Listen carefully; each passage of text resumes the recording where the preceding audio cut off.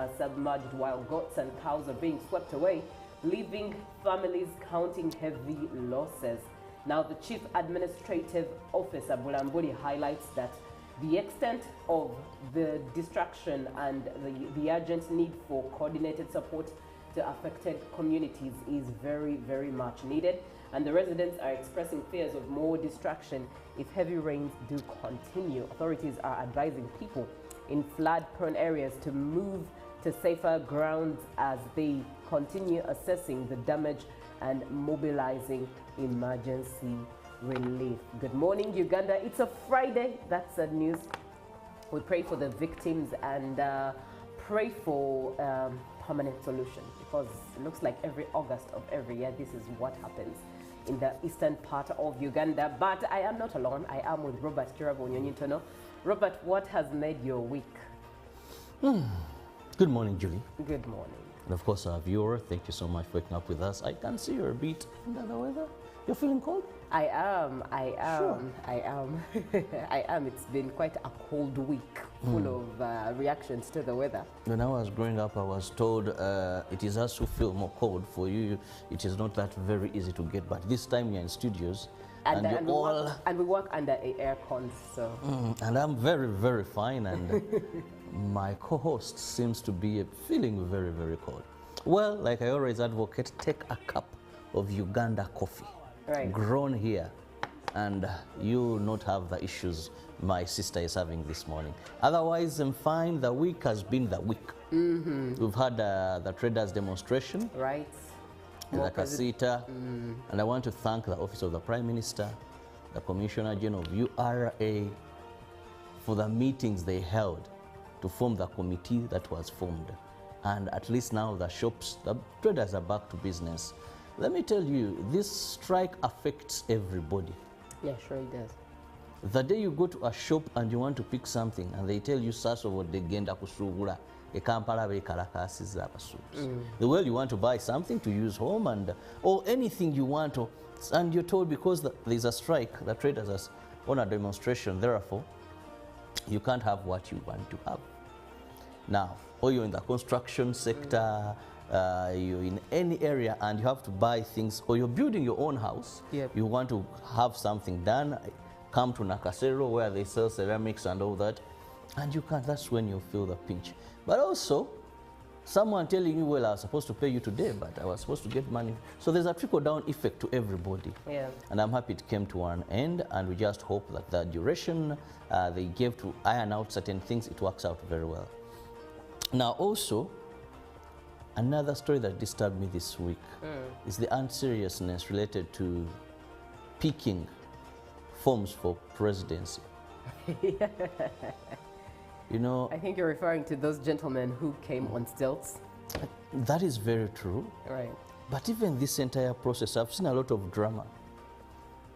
I don't know why Ugandans are becoming very unserious. No wonder this reflects on service delivery, because of the leaders we elect. Ugandans no longer think so much when they're choosing their leaders.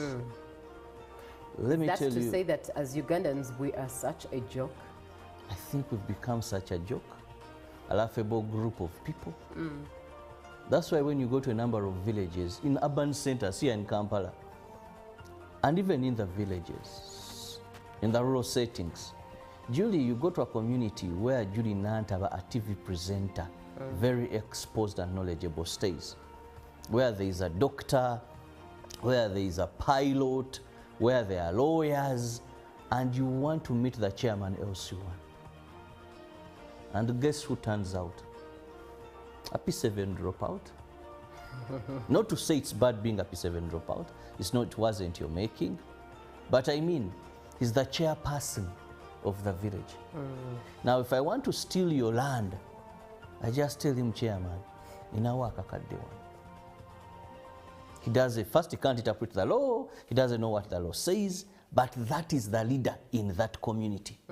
Where these ministers we have, how honorable ministers stay, where our members of parliament stay. If you ask who is the chairman of this village, you will not even believe the creature that will come before you.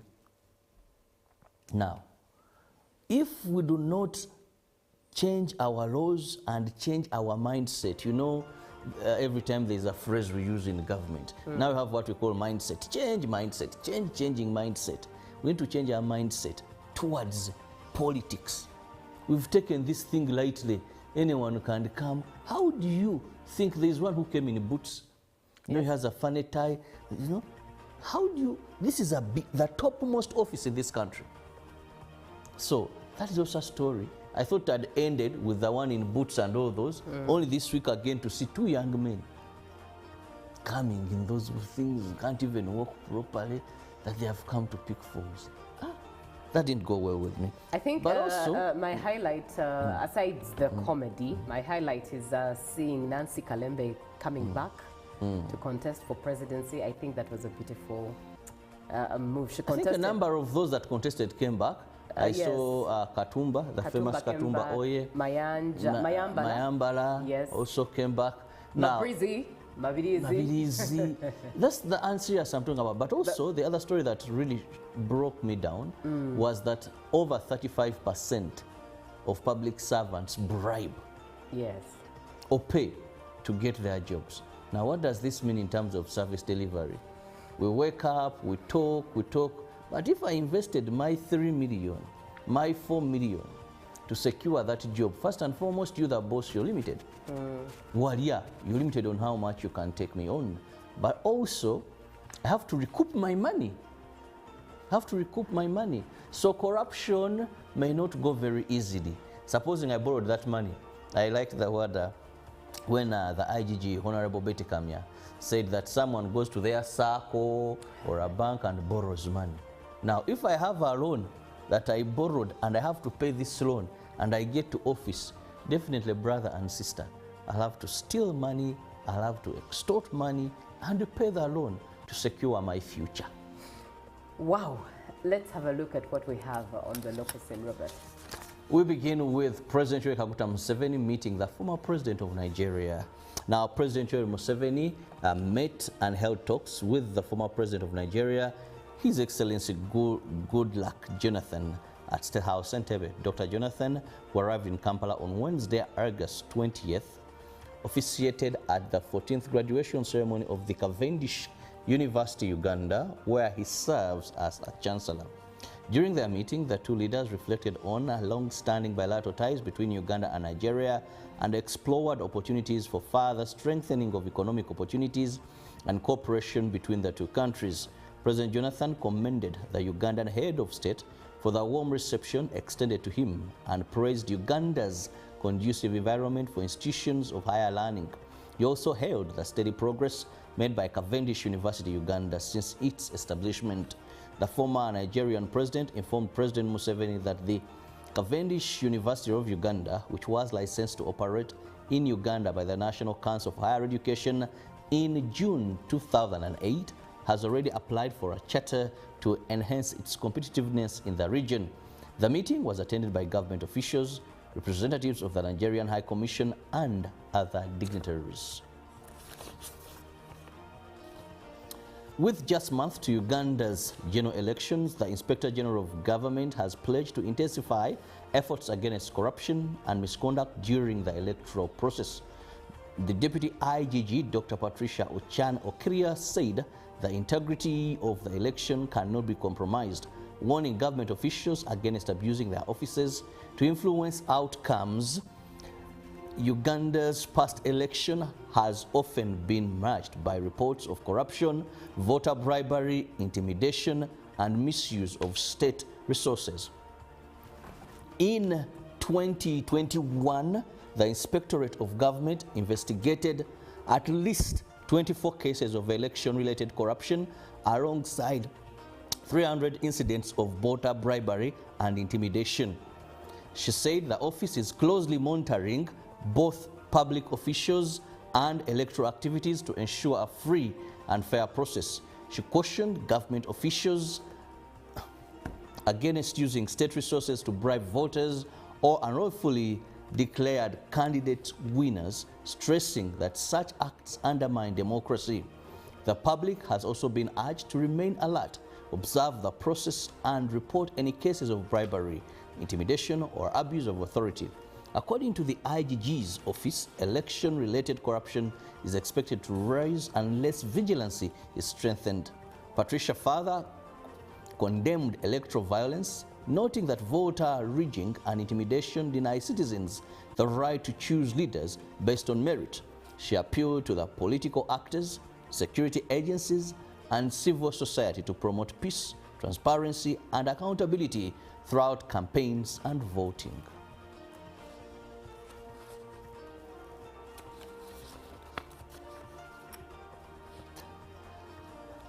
The Office of the Attorney General and the Uganda Registration Service Bureau have rejected a proposal by creatives to create a private copy remuneration fund through taxation on gadgets. The Deputy Attorney General, Kafusi Jackson, urged the fund would negatively affect ICT adoption, critical for socio-economic development. URSB emphasized registration costs are minimal compared to investment creators make. Debate continues over balancing creator protection with ICT growth.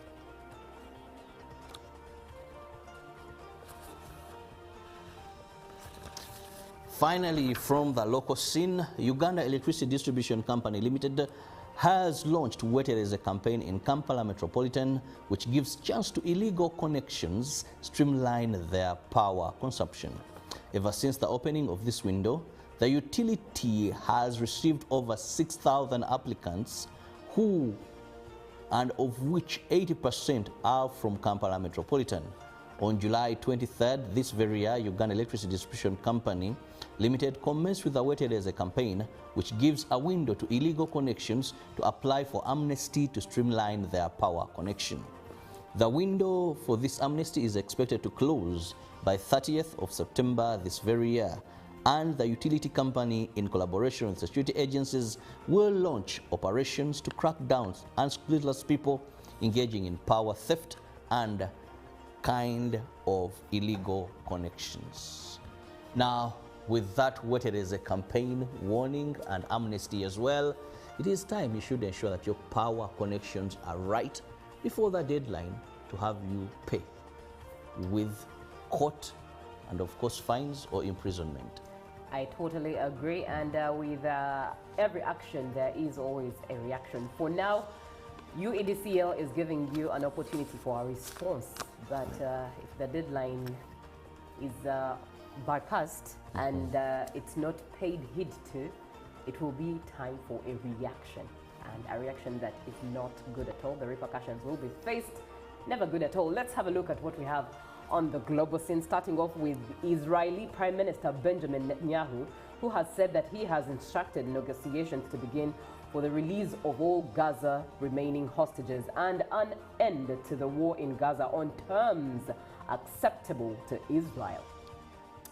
Netanyahu told the Israeli troops on Thursday night that his cabinet had also approved plans for a massive assault on Gaza City in the north of the territory, despite widespread international and domestic opposition.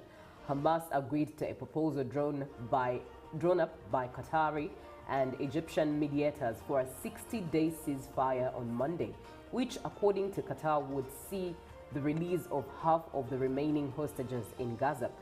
But responding for the first time, Netanyahu has not accepted the deal currently on the table. Israeli media has cited an Israeli official as saying negotiators will be dispatched for renewed talks once a location has been determined. In a video statement during a visit with the Gaza Division's headquarters in Israel on Thursday night, Netanyahu said that he had instructed to immediately begin negotiations for the release of all hostages, quote unquote. Now, moving on, Russia has launched 574 drones and 14 missiles on Ukraine in one of the heaviest bombardments in weeks, Ukrainian officials say. One person was killed in a drone and missile strike on the western city of Lviv, while 15 others were reported wounded in an attack on the southwestern Transcarpathia region. The attacks came as U.S. President Donald Trump spearheads diplomatic moves to halt the war. Ukrainian Foreign Minister Andriy Sybiha said that the strikes highlighted why efforts to bring it to an end were so critical. President Volodymyr Zelensky has said that Ukraine was ready to meet Russia's Vladimir Putin in neutral Europe, mooting Switzerland or Austria, adding that he was not against Istanbul either.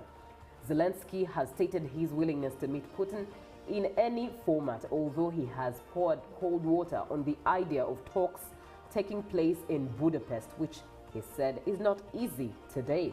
The prospect of direct talks emerged after Trump met Putin in Alaska last week and then hosted Zelensky and European leaders at the White House on Monday. The U.S. president initially suggested trilateral talks involving him, Putin, and Zelensky, but since suggested he might not take part. Now I think it would be better if they met without me. If necessary, I'll go. And that is Trump for you. Wow. Interesting. However, I don't know, it is his meeting with Putin was very memorable. It was. Because at least for the first time, I think I've only seen two presidents where Trump, that is Putin, and the North Korean president. When Trump was meeting him in the other term, not this term, Right.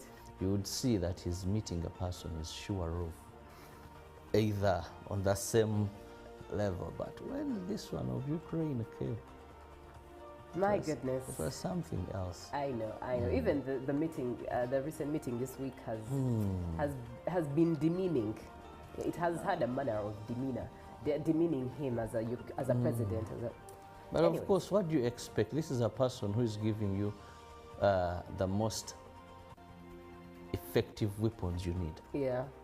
It's more or less he's spending on you.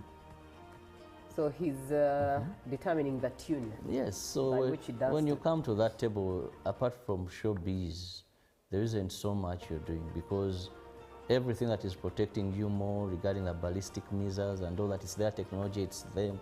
So there isn't so much power that you have there. Right, let's have a look at what we have in Africa. Nigeria has deported 102 foreign nationals, including 60 Chinese and 39 people from the Philippines who were convicted of cyber terrorism and internet fraud, according to the country's anti-corruption agency. The announcement by Nigeria's Economic and Financial Crimes Commission, EFCC, on Thursday comes as the country steps up a crackdown on online scam operations, which lured victims through online romances to hand over cash for fake cryptocurrency investments.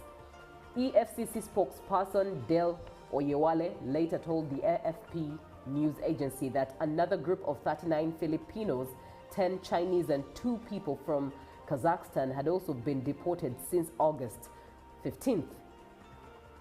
More deportations were also scheduled in the coming days, he added that, and the anti-corruption agency released pictures of Asian men wearing surgical face masks lined up at the airport check-in counters.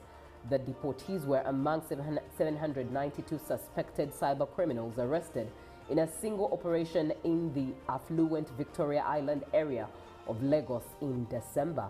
At least 192 of those arrested were foreign nationals, of whom 148 were Chinese, the EFCC said. Well, Robert, quickly, let's flip through what we have as headlines for the dailies today. What U.S. immigrants deal means for Uganda, the migrants we expect if they come, what do we benefit? Then government tightens rules on civil service loans, and UPDF South Sudan Army discuss border security. Now ex-police officer jailed for illegally earning salary, and vetting of NRM SEC delegates kicks off. Still, the new vision brings you, that is harvesting money. Uganda coffee finds new market in South Africa. Well, so much is there for you. Let me quickly move to the Daily Monitor, one thing that dominates the Daily Monitor on the front page is order from above.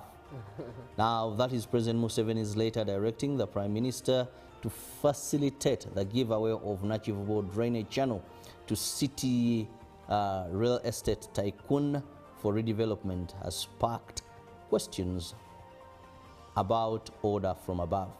So much in there for you, and Professor Balunywa no show in court over an illness.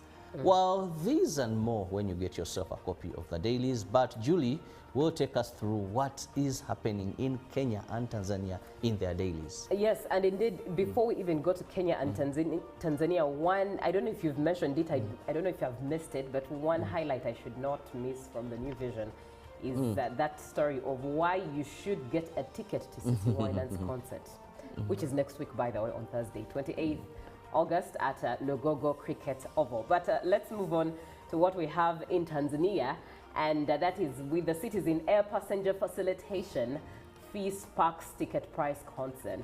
That is a headline in the Citizen. And in there we also have Clean Cooking Campaign Gets Fresh Push, just there. And the other story that you should look forward to is Vodacom posts 90.5 billion shillings profit as shareholders approve higher dividend, and government outlines relevant skills for out-of-school adolescents. Now, in the Daily Nation, the story that is making a headline there is chaotic return. Former Deputy President Rigathi Gachagua welcomed by hundreds of supporters at JKIA, and supporters face off with police who thwart bid to breach barricades on restricted zones at Jomo Kenyatta International Airport. A story to look forward to as well. And SHA sent 20 million to Ghost facility. Now let's take a look at what we have in the Gazette today as of the 22nd day of August 2025. In the Gazette today, we do have the table of contents in there, but quickly moving to the notices, we do have a notice of all right, we do have a notice of a place of celebration of marriage, and that the church is All Saints Church, Rukunjiri denomination, Anglican Village, Katenga, and it's in the parish of Rakavengo Ward, Southern Division, Rukunjiri Municipality, and the district is Rukunjiri, and given under the hand of Honorable Norbert Mao as of the 12th day of August 2025. That is the Minister of Justice and Constitutional Affairs. We also do have another place of place of worship that is noticed to celebrate marriage, confirmed to celebrate marriage, and that is St. Andrew Mauki Church of Uganda, denomination Anglican, and Mauki East Parish, Mauki Kabula Soke Sub-County, in the county is Gomba West, in the district of Gomba, given under the hand of Honorable Norbert Mao, the Minister of Justice and Constitutional Affairs, on the 12th day of August 2025. And another place of celebration that, yes, pretty much those are the two that are easily taken note of as churches that are allowed to wed you and gazetted by the law of the land of Uganda. For now, let's enjoy some music from T. Paul. Today he has a concert at Lugogo Cricket Oval, and UBC is part of the sponsor. So how about we also enjoy some music from T. Paul, Embaba Zizawe Yesu. Enjoy some music, and Good Morning Uganda, the Friday edition does continue. Joining UBC TV, watching UBC TV and watching Good Morning Uganda, joining the family of Good Morning Uganda. My name is Julie Natabamosisi, and we're starting off with good news from the Uganda Tourism Board in order to strengthen the Rwenzori region's tourism competitiveness in both domestic and international markets. The Uganda Tourism Board has launched the Rwenzori Tourism Destination Management Plan. It's a 5-year plan running through to 2030 and covers all major tourism zones within the Rwenzori region. And it is designed to guide tourism development, investment and planning efforts aimed at unlocking the full potential and beauty of the region's full tourism potential. But from that amazing story, we also have rather sad news. At least 5 people are being confirmed dead after heavy floods swept through Bulambuli district. Local leaders are reporting that several others are still missing as rescue efforts are continuing. The floods have destroyed bridges linking Mbale and Sironko, cutting off transport and making access to some areas difficult. Several gardens are submerged while goats and cows are being swept away, leaving families counting heavy losses. Now, the Chief Administrative Officer, Bulambuli, highlights that the extent of the destruction and the urgent need for coordinated support to affected communities is very, very much needed. And the residents are expressing fears of more destruction if heavy rains do continue. Authorities are advising people in flood-prone areas to move to safer grounds as they continue assessing the damage and mobilizing emergency relief. Good morning, Uganda. It's a Friday. That's the news. We pray for the victims and pray for permanent solution, because it looks like every August of every year, this is what happens in the eastern part of Uganda. But I am not alone. I am with Robert Kirabonyonyitono. Robert, what has made your week? Good morning, Julie. Good morning. And of course, our viewer, thank you so much for waking up with us. I can see you're a bit under the weather. You're feeling cold? I am. Sure. I am. It's been quite a cold week, full of reactions to the weather. When I was growing up, I was told it is us who feel more cold. For you, it is not that very easy to get. But this time you're in studios, and we work under a aircon, so. And I'm very, very fine, and my co-host seems to be feeling very, very cold. Well, like I always advocate, take a cup of Uganda coffee. Right. Grown here, and you not have the issues my sister is having this morning. Otherwise, I'm fine. The week has been the week. We've had the traders demonstration, right? the Kasita, and I want to thank the Office of the Prime Minister, the Commissioner General of URA, for the meetings they held to form the committee that was formed. And at least now the shops, the traders are back to business. Let me tell you, this strike affects everybody. Yeah, sure it does. The day you go to a shop and you want to pick something and they tell you sasobo degenda kusugula ekampala bekalakasiza abasuubuzi. The way you want to buy something to use home and or anything you want to, and you're told because there's a strike, the traders are on a demonstration, therefore you can't have what you want to have. Now, or you're in the construction sector, you're in any area and you have to buy things, or you're building your own house, you want to have something done, come to Nakasero where they sell ceramics and all that, and you can't. That's when you feel the pinch. But also, someone telling you, well, I was supposed to pay you today, but I was supposed to get money. So there's a trickle-down effect to everybody. Yeah. And I'm happy it came to an end, and we just hope that the duration they gave to iron out certain things, it works out very well. Now also, another story that disturbed me this week is the unseriousness related to picking forms for presidency. You know, I think you're referring to those gentlemen who came on stilts. That is very true. Right. But even this entire process, I've seen a lot of drama. I don't know why Ugandans are becoming very unserious. No wonder this reflects on service delivery because of the leaders we elect. Ugandans no longer think so much when they're choosing their leaders. Let me tell you. That's to say that as Ugandans, we are such a joke. I think we've become such a joke, a laughable group of people. That's why when you go to a number of villages, in urban centers here in Kampala, and even in the villages, in the rural settings, Julie, you go to a community where Julie Nantaba, a TV presenter, very exposed and knowledgeable, stays, where there is a doctor, where there is a pilot, where there are lawyers, and you want to meet the chairman LC1. And guess who turns out?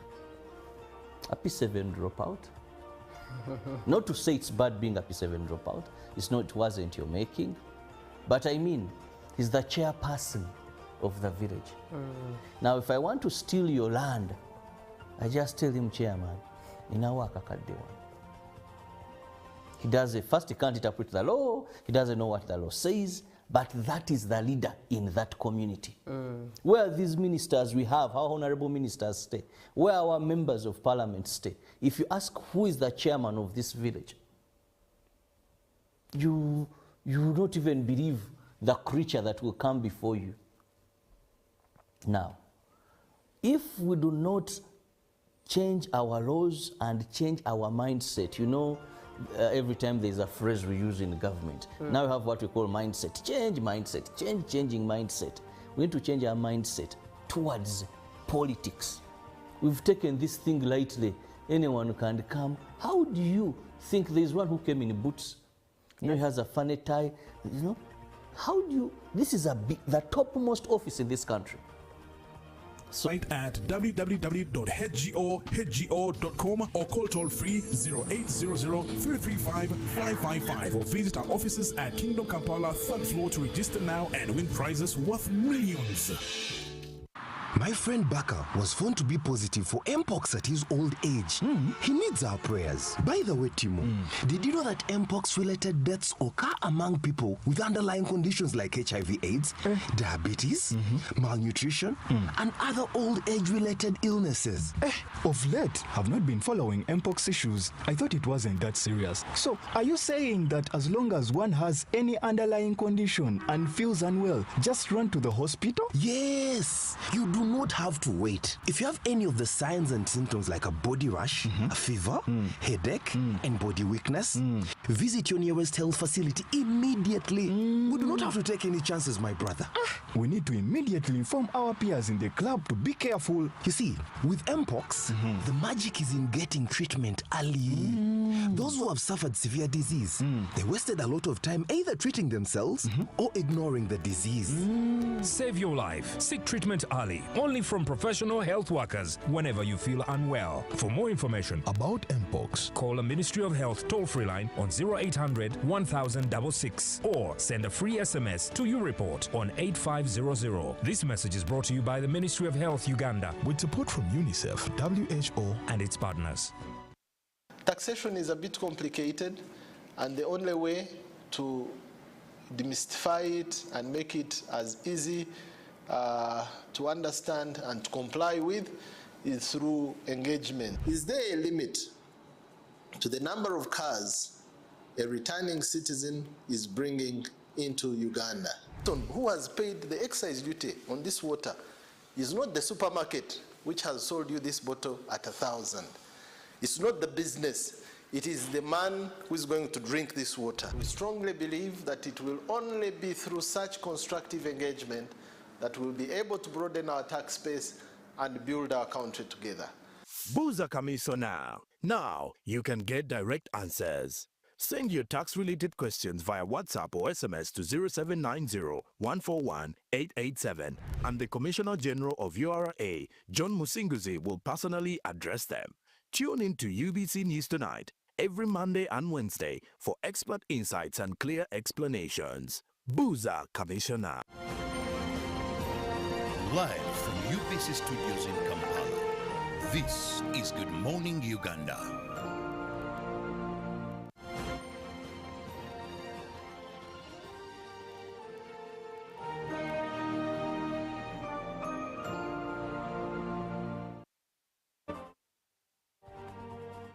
Good morning, Uganda. This is the Friday edition, and one thing for sure is as we have the entertainment, we also make sure that we continue to stay on the vision of inspiring you, and that is what we are going to do in the next conversation. My name is Julie Nantaba Mosisi, and it's time for us to talk about occupational safety and health. Now, to be a part of this conversation, 0709602592. It's the week of occupational safety and healthy, and it's focusing on maintaining safety at places of work. Now, to have this conversation with us is Nahabwe Andrew, who is the occupational health and safety specialist. to have that conversation with us. Like I said, 0709602592. If you have any questions for him, if you are in the HR department, if you are an employer, an employee, we are all in some form or shape working, and we need this information. Good morning, Andrew. Good morning. And good morning, viewers. Yes, thank you for coming. Most welcome. Right, let's start with what we mean and understand by occupational safety and health. Okay. Thank you so much.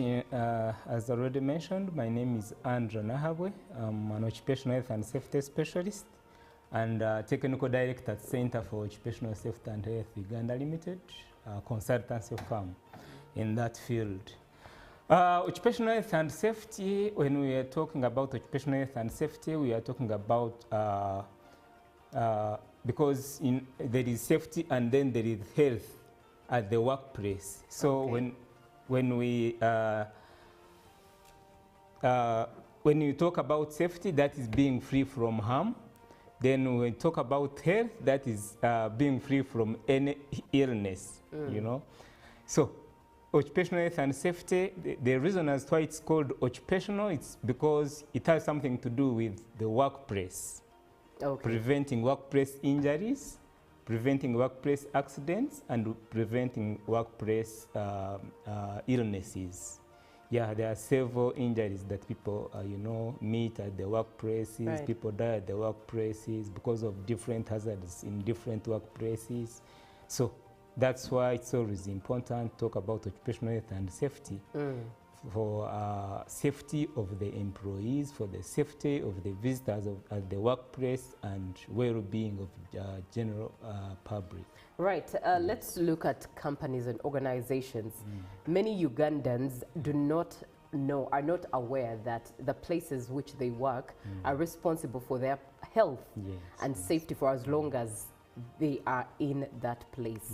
Why is it important for organizations to actually consider occupational health and safety? Thank you so much. As rightly put, it's always important, first of all, to know that as long as you own a workplace, or as long as you have the premises and you are the big man there, or you are the owner of those premises, you should always know that you are actually responsible for anything that takes place there. So, and as it is highlighted in Occupational Health and Safety Act of 2006, there are responsibilities of employers and employees, and it's important to know these responsibilities. Now, when it comes to the employer, it's your responsibility to make sure that the workplace is safe for all people, irrespective of whether they are visitors, irrespective of whether they are the staff of your organization. That is very, very important. Now, when you are an employer, you need to know that if someone gets injured in your workplace, you are responsible. Actually, you should be taking care of that person. That's why it's always important to put measures in the workplaces so that those measures can prevent accidents or incidents from happening. Because in the case of anything, then you are responsible. So it's always good to maintain a safe working environment as an employer. So, and you know, when it comes to, if you implement occupational health and safety at the workplace, there are actually several benefits as an employer you can get. Although sometimes people don't know, they think maybe health and safety is a cost. Right. But it's an investment, because you will know that when accidents happen, people lose morale first of all. When accidents happen, people have to go to the hospitals. When accidents happen, it means there will be low production because most of the people will not be working. If accidents happen, of course, it will tarnish the name of the company.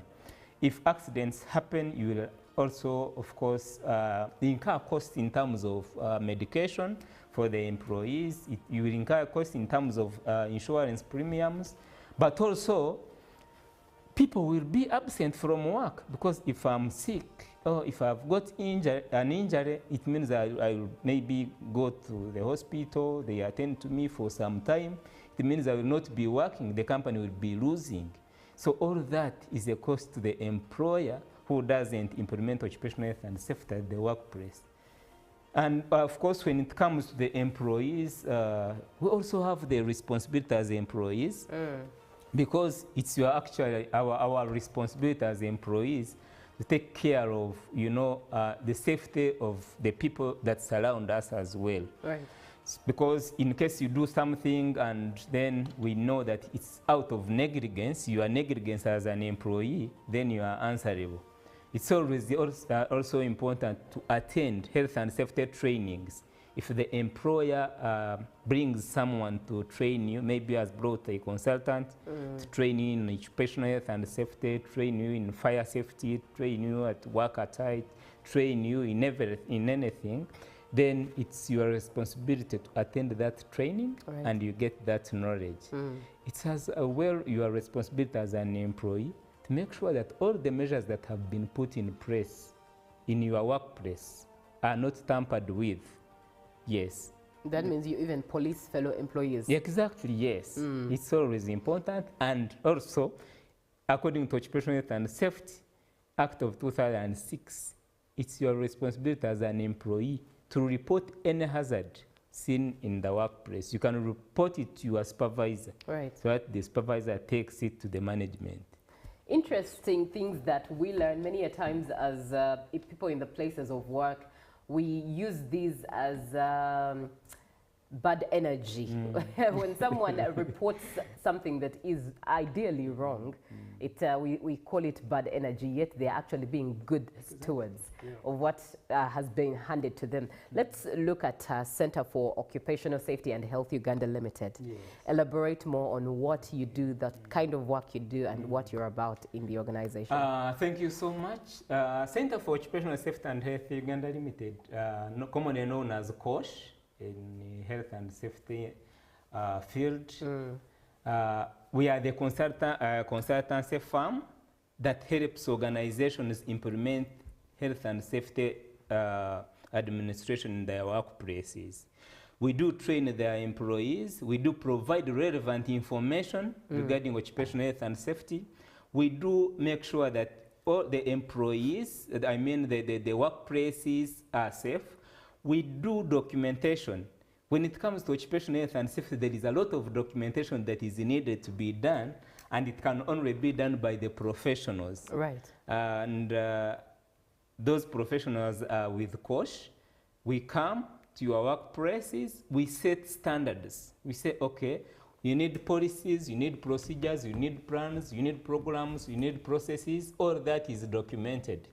You can hardly find a company without health and safety policy, because by law every company should be having health and safety policy.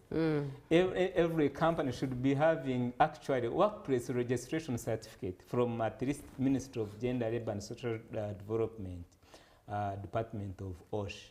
So we help the organizations. We also help them do audits, safety audits in this case, not auditing the books of accounts.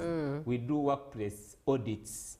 Yes. So when you do an audit or when you carry a risk assessment, then you know that, okay, this workplace has got different hazards. And these hazards, when you are doing an audit, then when you identify the hazards, then you need to know that advise the client on how to prevent those hazards from affecting the people. So all that is what we do as a consultancy firm. And some of this information is actually got free, because most of the companies, they contact us, they need this information because it's actually not common here in Uganda. Yes. But as COSH and as a leading consultancy firm in Uganda, we have helped the organizations. And the good thing now, so far, now most of the companies actually going into oil and gas, and with oil and gas, health and safety is the first priority. That's true. When you are bidding and maybe you're when you are bidding and you find there is a lot of information they ask you about health and safety, about 20-page documents, and you need to answer all of that. Sometimes they don't know what they should do. Yes, and that's where we come in and we help your organizations, because health and safety cuts across all sectors, whether you are in manufacturing, whether you are in construction, whether you are in an office environment like this, whether you are in oil and gas, it cuts across all sectors. That's why it is important for your staff to know all this, and it also helps your organization, if you own one, to limit or to reduce the costs associated with insurance premiums, associated with medical bills of your staff, associated with the absenteeism. Yes. Now, you've talked about safety and health audits to be carried out. And most times we actually see accountant audits that are carried out. It's very rare to actually see a safety and health audit. Are they mandatory? Yes, indeed they are. And by the way, some people don't know this, but it's important that they should know, because if someone viewing us now should actually, even if you Google Occupational Health and Safety Act of 2006, you will get all the information, and if you are an employer, you will know how much you have been, missing, because you can be caught unaware when you don't know the law regarding occupational health and safety. But it's always important you do audits. And it's also in the same act, it spreads the importance of that. Also, as a company, you should be having what we call safety committee. Safety committee is comprised of your staff members. Because if I'm a consultant in occupational health and safety, you may not need me every day. But if I come and train your staff and to identify the committee members that will help you do occupational health and safety in your workplaces, because that health and safety committee will help you implement some of the programs, implement some of the processes, implement some of the plans and procedures, and which can't be done by a consultant every day. Yes, so it's always important to carry out workplace audits, safety audits, because that's when you need to know, that's when you know that, okay, this is missing, maybe this one will lead to an accident, this one will lead to an injury for at the side of the staff. And then it's also important to carry out risk assessment, because when you carry out risk assessment and you know that, okay, this one is more risky than this one, then it gives you a chance to know which one you should address first. Because when we are carrying out risk assessments, we categorize those risks, so that it becomes easier for an employer to know what should be done first, because sometimes the budgets affect all that. So, yes. So, but if we say this one is more risky than this, then you know that, okay, it should be addressed first. Yes. Now, we have always faced fire incidents in many places of work, but also as institutions of education, and they are quite continuous. At least every year there is a major fire outbreak, either in a school or an institution of work, and at the end of the day, not only property is destroyed, but people are hurt, people are at a loss. What exactly are we not doing? What are we not unlearning? Thank you so much. Yes, indeed, we have had several fire incidents in different workplaces, in different educational institutions, in markets, and I think we have failed to learn. And why? Because sometimes we don't carry out investigations. For, when you carry out an investigation and you know the real cause of the fire, you can easily know that, okay, we can prevent it this way. But in most cases, these investigations are not carried out, and even where they are carried out perhaps by police, maybe the reports don't come public for people to know that, okay, these are the recommended measures that should be put in place. And again, as employers, we tend to, you put a lot of resources in your structures. You build, maybe put up a building worth 10 billion, but you look at maybe installing a fire hose reel or a fire extinguisher as a cost. And I think that is now a very big mistake. People invest billions in buildings, invest buildings in workplaces. Someone has a factory worth 10 billion, worth 50 billion, but he has not implemented occupational health and safety. He has not put firefighting equipment in place. Firefighting equipment are very, very, very cheap. They are very cheap. Or even exit doors. Yeah, no. So you see, sometimes they don't even think about putting these emergency exits. They don't. And it's always important. Now, it's through the audit, workplace health and safety audit, that the consultant identifies all that and advises you on what should be done. Now, when you look at the fires we have seen in this country, maybe an example of a fire that happened at Makerere, the Ivory Tower. Yes. Of course, if people had done maybe an audit before, perhaps they would have identified that, you know, even if there is fire at the Ivory Tower inside the building, maybe there is no access route for the fire engine to go to the building to fight fire. Because you'll find maybe to access it, there are some, you know, there is some staircase, there are steps, but there is no provision for a fire engine to go and access the building. For the fires that happened in the markets, it's the same. And even these markets are still like that. So in case of fire, it means even if you bring the fire engine, you can hardly fight that fire because you will not reach where that fire is with the fire engine. Right. But if the audit is done, then you will know that, okay, this is missing. Maybe we should put some bigger spaces to accommodate some firefighting equipment in case there is any fire. So it's always important. And by the people, you have always found people, they have security guards at the workplaces, but a security guard can prevent maybe a thief from taking a laptop from your office. But when it comes to fire, the fire can actually, you know, spread out. Yes, can spread out and maybe the whole building is down. Right. So that's why it is important. We normally prioritize security and we ignore safety. But safety is very, very, very important. Yes. Let's go back to the legal framework. You did hint on it, and that is the legal framework for occupational health and safety in Uganda. But with what you have stated so far, it looks like as a nation, we are not taking this as serious as it should. And if the law were active, perhaps it could have been serious. Because I mean, you've talked about safety and healthy audits. We usually see when accountability audits, accountancy and all of that, but we rarely see safety and health audits. Let's talk about the legal framework. Is it being implemented? Thank you. What are we not doing? Or is it the case of the common thing that is said that as Uganda we have beautiful written laws but never implemented?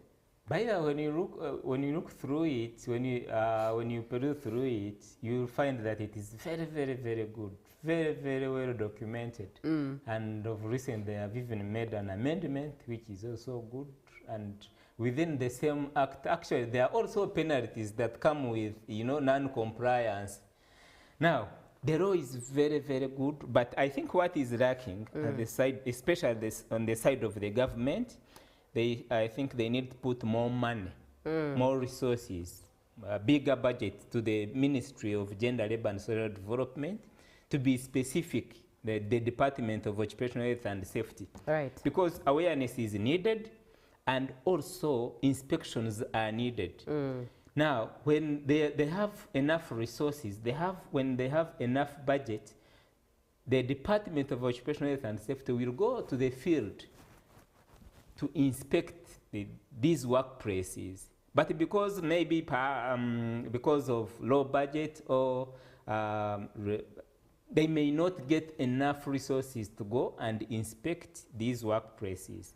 They may not know that, okay, there are some workplaces where people die every day or die every month. There are some companies that actually loses at least one person per month in this country.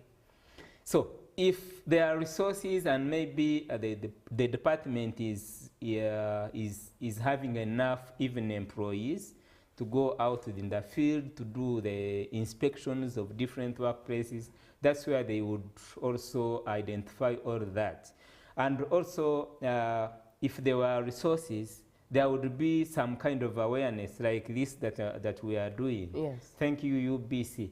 Because when there is this awareness, people get to know, hey, this is lacking in our workplaces, that this is what we should be doing.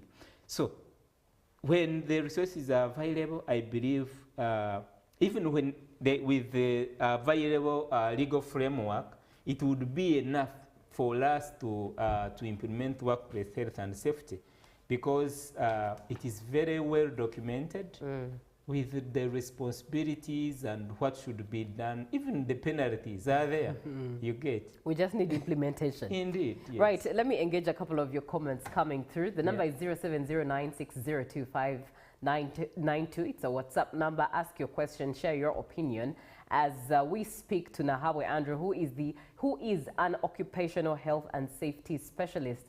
And we are looking at that in particular, maintaining safety at the places of work.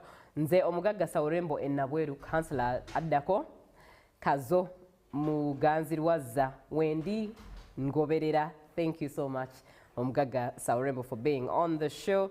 And Tugumize, you say hello. Odaro Vincent from Toro, you say there are some employees who do contrary to the set safety measures. What should an employer do if they find such an environment for a place of work? Thank you so much. Yes, there are indeed employees that do contrary to the set standards. What should the employer do? Thank you so much. Now, first of all, we should know that at least an employer should be having someone in charge of health and safety. Could be health and safety officer. Right. Could be having maybe a safety committee, as Aria mentioned. Now, when it comes to health and safety, we don't punish, we advise. So the employer can bring up that person that is not doing as per the set standards, then advises him. But in most cases, it's always, sometimes it is a culture in the company or in the organization. When the culture is that you need to follow this standard, it is sometimes followed. But when the culture, safety culture is not there, it becomes a very big issue. Now, sometimes those employees are not trained. Now, if someone is not trained in occupational health and safety, you can hardly actually advise him on what should be done, because he doesn't know why he should do it. He doesn't even know why he should follow the standards. He doesn't know why he should follow the set procedures or processes. But when they are trained on all that, then the employees now will know the importance of that, and it actually helps them. It helps because as an employee, the way you left home going to work, that's the way you should be expected going back home. We have had incidents where we have gone to carry out accident investigations. Someone comes to work, then he goes home with one arm. We have had such incidents in different workplaces. Why? Because some companies set standards, they have procedures, but most of the employees, they want shortcuts. Yes, right. Most of the employees want shortcuts. Instead of following the procedures, they say, no, we have been doing this for 10 years, now we don't want this. And they ignore the procedures, they end up now getting injuries. And that is a very serious issue, because as a company, it's always important to build a safety culture. When a safety culture is there, even the work process become very, very, very smooth. All right. Yes. Very important. And just to add to what Vincent said, he spoke of employees who break the rules, yes, and asking what should employers do. But let me flip the coin. Yeah. Many times, and I believe most of the Ugandans have experienced this, especially working for Asian employers. Yes, yes. Asian employers tend to care less about the detail of safety and health in the places of work.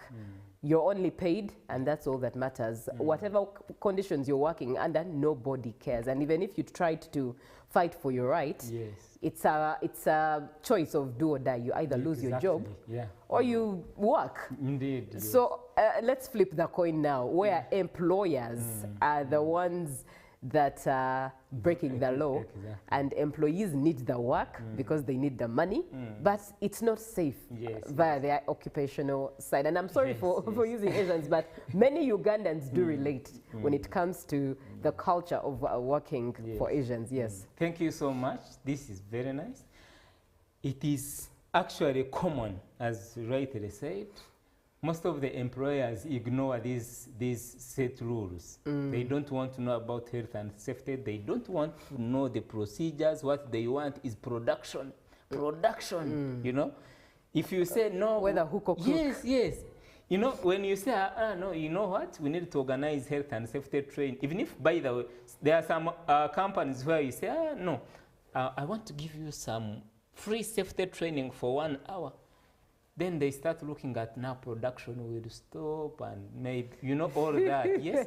And actually, most of the employers, some of them, as earlier mentioned, they tend to threaten their employees. They don't want even their employees to come and report some hazards in the workplaces. They don't want people, even if there is an accident, sometimes they don't want to keep those records of the first aid cases, of the injury cases, of the fatalities, or that. They don't want. Because there are some people whose hands have been amputated, whose body parts have been cut by the machines in the factories. But these people are dying silently. They are dying silently. But there is a law that protects them. But because of the ignorance, they don't know that. But at least, if you can't, read through Occupational Health and Safety Act, go, in case of anything, just go to the Ministry of Labor and report that. Because you will have saved other people, very many people. Just in case of such cases, report to the Department of Occupational Health and Safety in the Ministry of Gender, Labor and Social Development. That is very, very important. You can as well report to police, but of course sometimes... corruption. Yes, corruption, yes. But I think when you go to the Ministry of Gender, Labor and Social Development, they can help you. And for employers, it's important to know that when you implement health and safety in your workplace, it's like now, if you don't implement, it's like when you have a business and you don't want to get a license, the trading license, where will you do business from? So it means it will be closed any time. But they think they are cheating their employees when actually they are cheating themselves. Because if there are fire incidents in your workplace, the whole factory will go down. The whole workplace will, perish. So they need to know and understand the importance of occupational health and safety. And also, even before, as a consultant, before I talk to the employees, I normally prefer talking to the top management or to the employer first. Because when you talk to the employer and they know their responsibilities and they know these benefits that come with occupational health and safety, then it becomes very, very easy with employees, implementing the programs and procedures and processes in the workplace. Right. Thank you for the program, Julie. This is Isaac Wanzala in West Nile.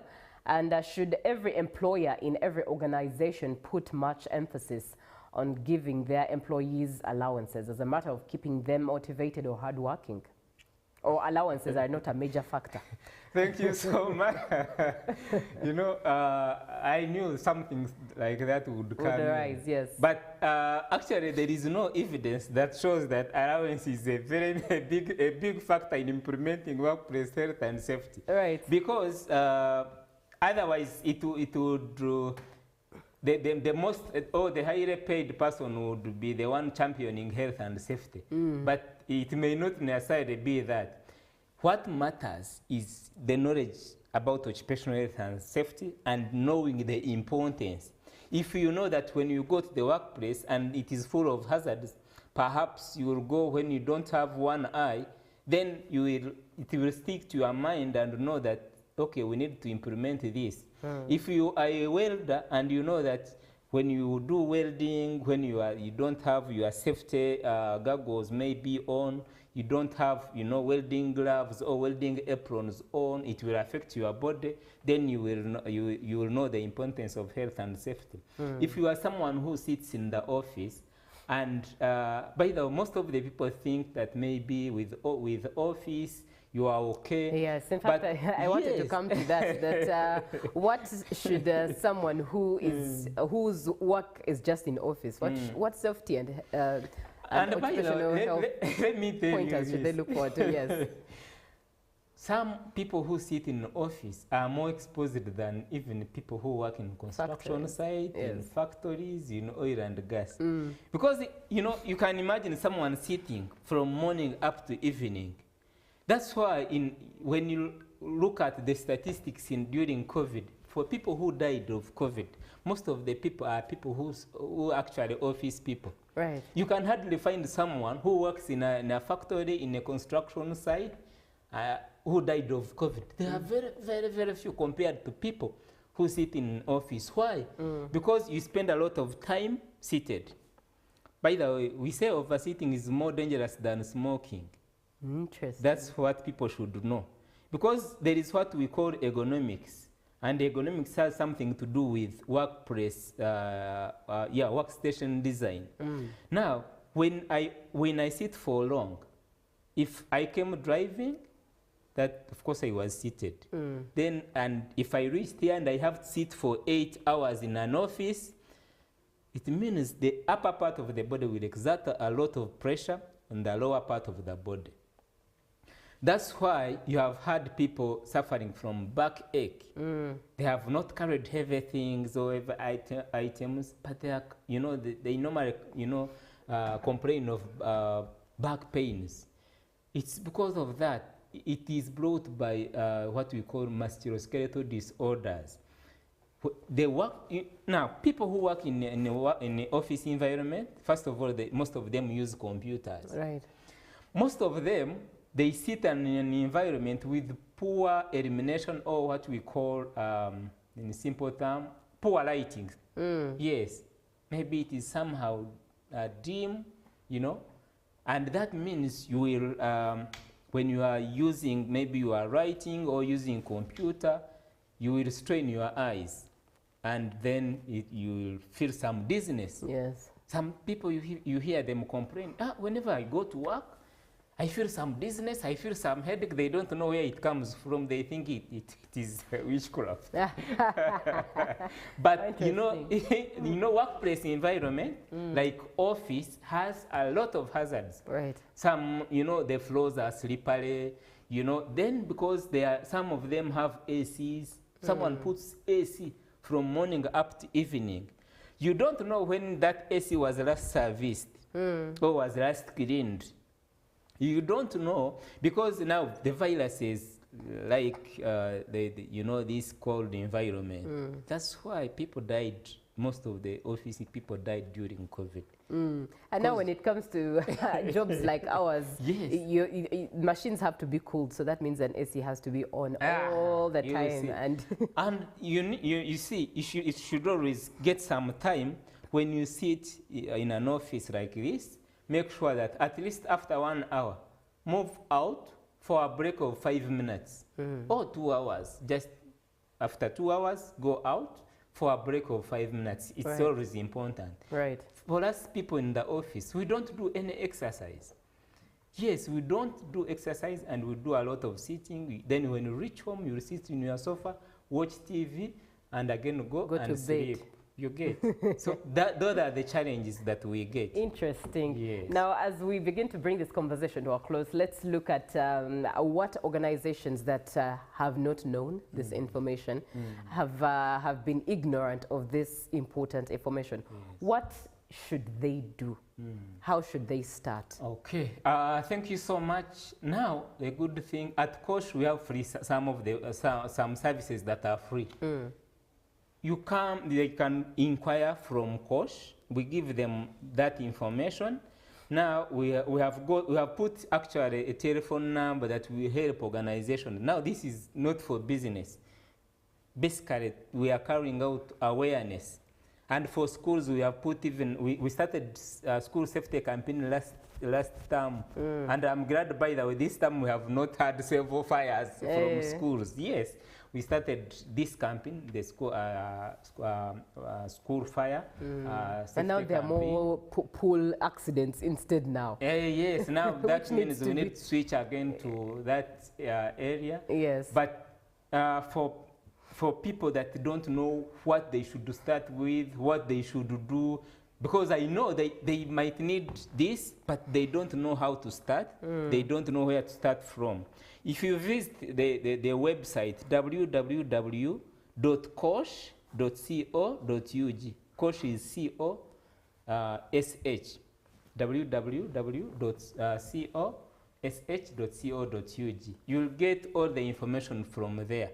You will get even people that you can ask, because they are contacts, you can ask them and they give you free information. Right. Yes, and they will guide you. Because people, for example, they sometimes, when they want to start implementing health and safety, maybe they want to put fire prevention equipment in the workplace. Sometimes they just buy the equipment. They don't know what they should buy. But it's always important to get advice on, for example, which fire extinguishers are suitable for your workplace. Because if your workplace maybe is having a lot of maybe, we can say maybe wood and that furniture, then that means you may not need carbon dioxide fire extinguisher. Perhaps you need maybe water extinguisher or dry chemical powder. So it's always important to ask and get to know what should be done. You find someone has put maybe water carbon dioxide in the power room or in electricity room. That is very, very dangerous. Ideally, there should be a different,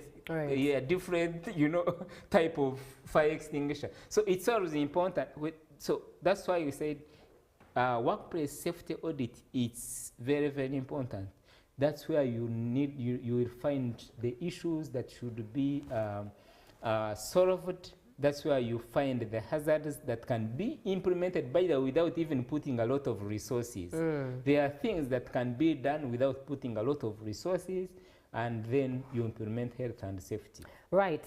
Two final questions. One, when you talked about schools and indeed places of work, my mind went to mental health. Yes. Is Kosh working hand in hand with mental health experts? Because if you think about it, in schools there are children who are taking their own lives, allegedly taking their own lives, and that is in itself a place of safety. Yes. Workspaces, there are people who are mentally burdened. Yes. Is Kosh looking into this aspect? Yes, thank you so much. That is very, very important. Some time back I was training some bank staff, and I asked their HR whether any of their staff has ever asked for a leave because maybe he's suffering from stress. And there was no case. Right. But it's not that people don't suffer from stress. Are not depressed. They don't mind. They think stress is okay. Every person can have stress. But actually, we have even found out that because people are involved in accidents, sometimes because of stress. So mental health is very, very important, and that's why we also sometimes carry out what we call medical surveillance in the workplaces. You could be having the staff, but you have never tested them. For example, if I'm involved at work at height, maybe I work with the company that deals in electricity, and sometimes I'm supposed maybe to climb some poles on top of the building, but we have never done any tests whether I am capable or I'm fit. I'm fit to, because there are people that don't go beyond 2 meters from the ground. When you go beyond 2 meters from ground, you start feeling some dizziness. Yes. You get. that means you are not supposed to do that work. Right. There is someone else that is fit for that. But because it's giving you money. Yes, but because it's giving you money, you say, it's okay. Or sometimes for you don't know that this is not my work. Yeah. But because they have given you that job, you just go and do it. But you are the person that can cause a serious accident at the workplace. Right. Yes. Thank you very much, Nahawe Andrew, for coming through and teaching us, giving us this educational and informative session on occupational health and safety. Andrew Nahawe is an occupational health and safety specialist, and he in particular is with Center for Occupational Safety and Health Uganda Limited. Is there any way we can reach you? As that is your parting shot, how best can people reach out to you? Thank you so much. I know there are several people waiting, maybe to get to know how they can reach to us. One, you can call this number or WhatsApp 0774 214098. It is 0774 214098. There is an email address, info@cosh.co.ug. That is info@cosh.co.ug. And of course, this is a very fertile field, occupational health and safety, because every company now needs that service. True. So it's always important for people that need maybe to study occupational health and safety. They can inquire. That is free of charge. Right. Yes. Thank you very much, Andrew, for coming through. It's been a pleasure. Thank you so much for being on the show and for being a part of the conversation. Hopefully you have been informed, learnt a lot as well. But engage the number 0774 214098. Call or WhatsApp, and anything that you need to be answered will be indeed answered. Thank you so much. Good Morning Uganda does continue.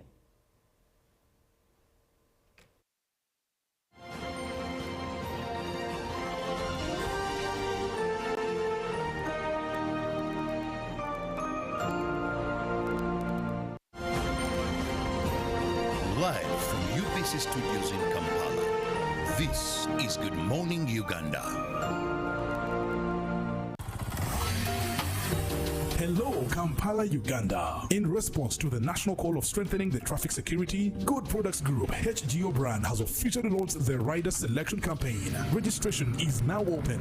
Visit www.riders.hgo.com. Complete your registration now for a chance to win exciting prizes including motorcycles, exclusive HGO gift boxes, and official rider vests, all while promoting safe riding awareness. This is how to participate. Pay the registration fee, invite 3 friends to form a team of 4, and your registration fee will instantly be refunded. Begin your journey of honor today. Don't miss this opportunity. Join the challenge, promote road safety, and become a pioneer rider. For details, visit the official Good Products website at www.hgo.com or call toll free 0800-335-555 or visit our offices at Kingdom Kampala 3rd floor to register now and win prizes worth millions. Taxation is a bit complicated, and the only way to demystify it and make it as easy to understand and to comply with is through engagement. Is there a limit to the number of cars a returning citizen is bringing into Uganda? Who has paid the excise duty on this water is not the supermarket which has sold you this bottle at 1,000. It's not the business, it is the man who is going to drink this water. We strongly believe that it will only be through such constructive engagement that we'll be able to broaden our tax base and build our country together. Buza Kamiso now. Now you can get direct answers. Send your tax-related questions via WhatsApp or SMS to 0790-141-887, and the Commissioner General of URA, John Musinguzi, will personally address them. Tune in to UBC News Tonight every Monday and Wednesday for expert insights and clear explanations. Boozer Commissioner. Pick of the day on UBC. One-on-one with Michael Jordan Lukomwa. A weekly face-to-face conversation focusing on accountability, inspiration, information, and sensitization of the public from the various sources, such as inspirational profiles. Having disability is not inability. Every Friday, 9 p.m., it's one-on-one with Michael Jordan Lukomwa. Don't you see anywhere that you would give a credit in the fight against COVID? My role as the owner of the country is not to, be preoccupied by giving credit to my servant. We have said that if we are to talk to General Museveni, there must be certain conditions in place. Is it true that you paid 5 million shillings to MPs that voted for? Was brought to you by... I'll call you every day, yeah, yo, baby, don't know. You can now get all the Chibuzi out with MTN voice bundles. Call all networks, Kubei Dondoro. Buy a 25-minute voice bundle for only 1,000 or buy any daily voice bundle of your choice. Dial *100 *21# and select daily or use the My MTN app. When we talk together, we are unstoppable.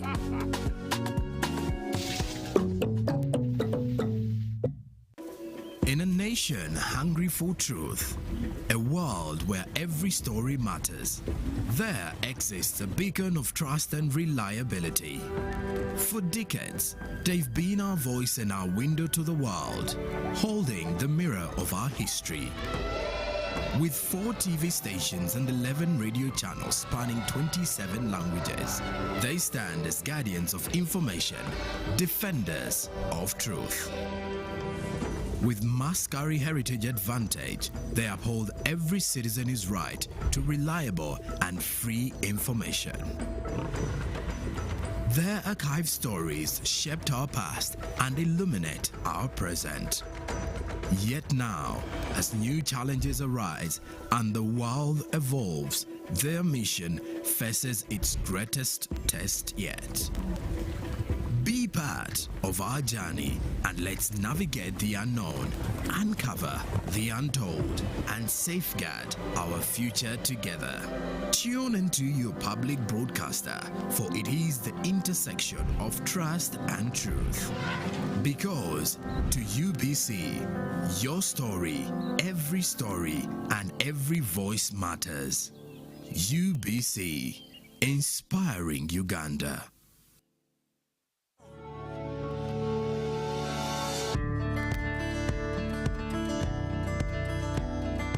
Our program of poverty eradication is a must. We want everybody to be involved. Through the parish development model, Ugandans are starting small but impactful projects to improve their livelihoods. When we give 1 million, we know it's not enough to do many things, but it's a starting point. I'm a PDM beneficiary, a farmer. Your Excellency, I was given 1 million Uganda shillings from Kobil Kawo PDM Sako. Your Excellency, I got 20 bunches from my small piece of land sold, got 400,000, put in the PDM farm, Your Excellency, in the PDM money, Your Excellency, I bought a cow of 1,400,000. In 1 year, 100 families in the parish you get. In 5 years, 500 families would have got. We were the first people to receive money from Nakapriprit. I received $1 million. I rented 4 acres of land and I was able to harvest 14 bags. So really this 1 million is enabling somebody to start something. Yes, and we don't want to give too much money to one person because we have got very many people to cover. The parish development model empowers the people, focusing on lifting up the masses and creating opportunities that ensure prosperity for all.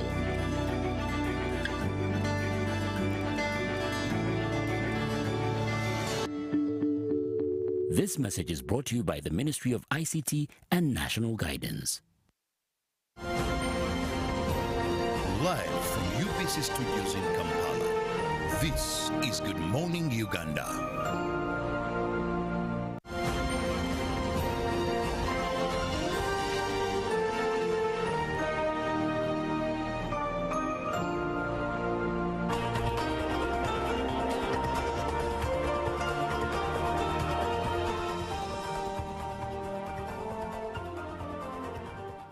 Well, it's a Friday, and of course we do things a little bit lightly. We spice up some music, looking at some lighter things, but are very important to you. Now, this morning, I bring you Richard Cheyune, who is the general manager of the I Think magazine.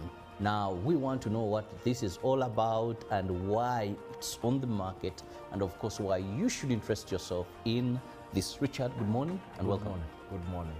Good morning, Uganda. Good morning, UBC. I'm so glad that you hosted me this morning.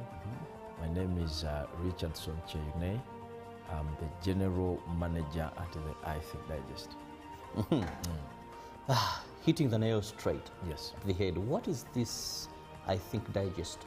Yeah, I Think Digest, to all Ugandans and viewers of UBC this morning, it is a magazine.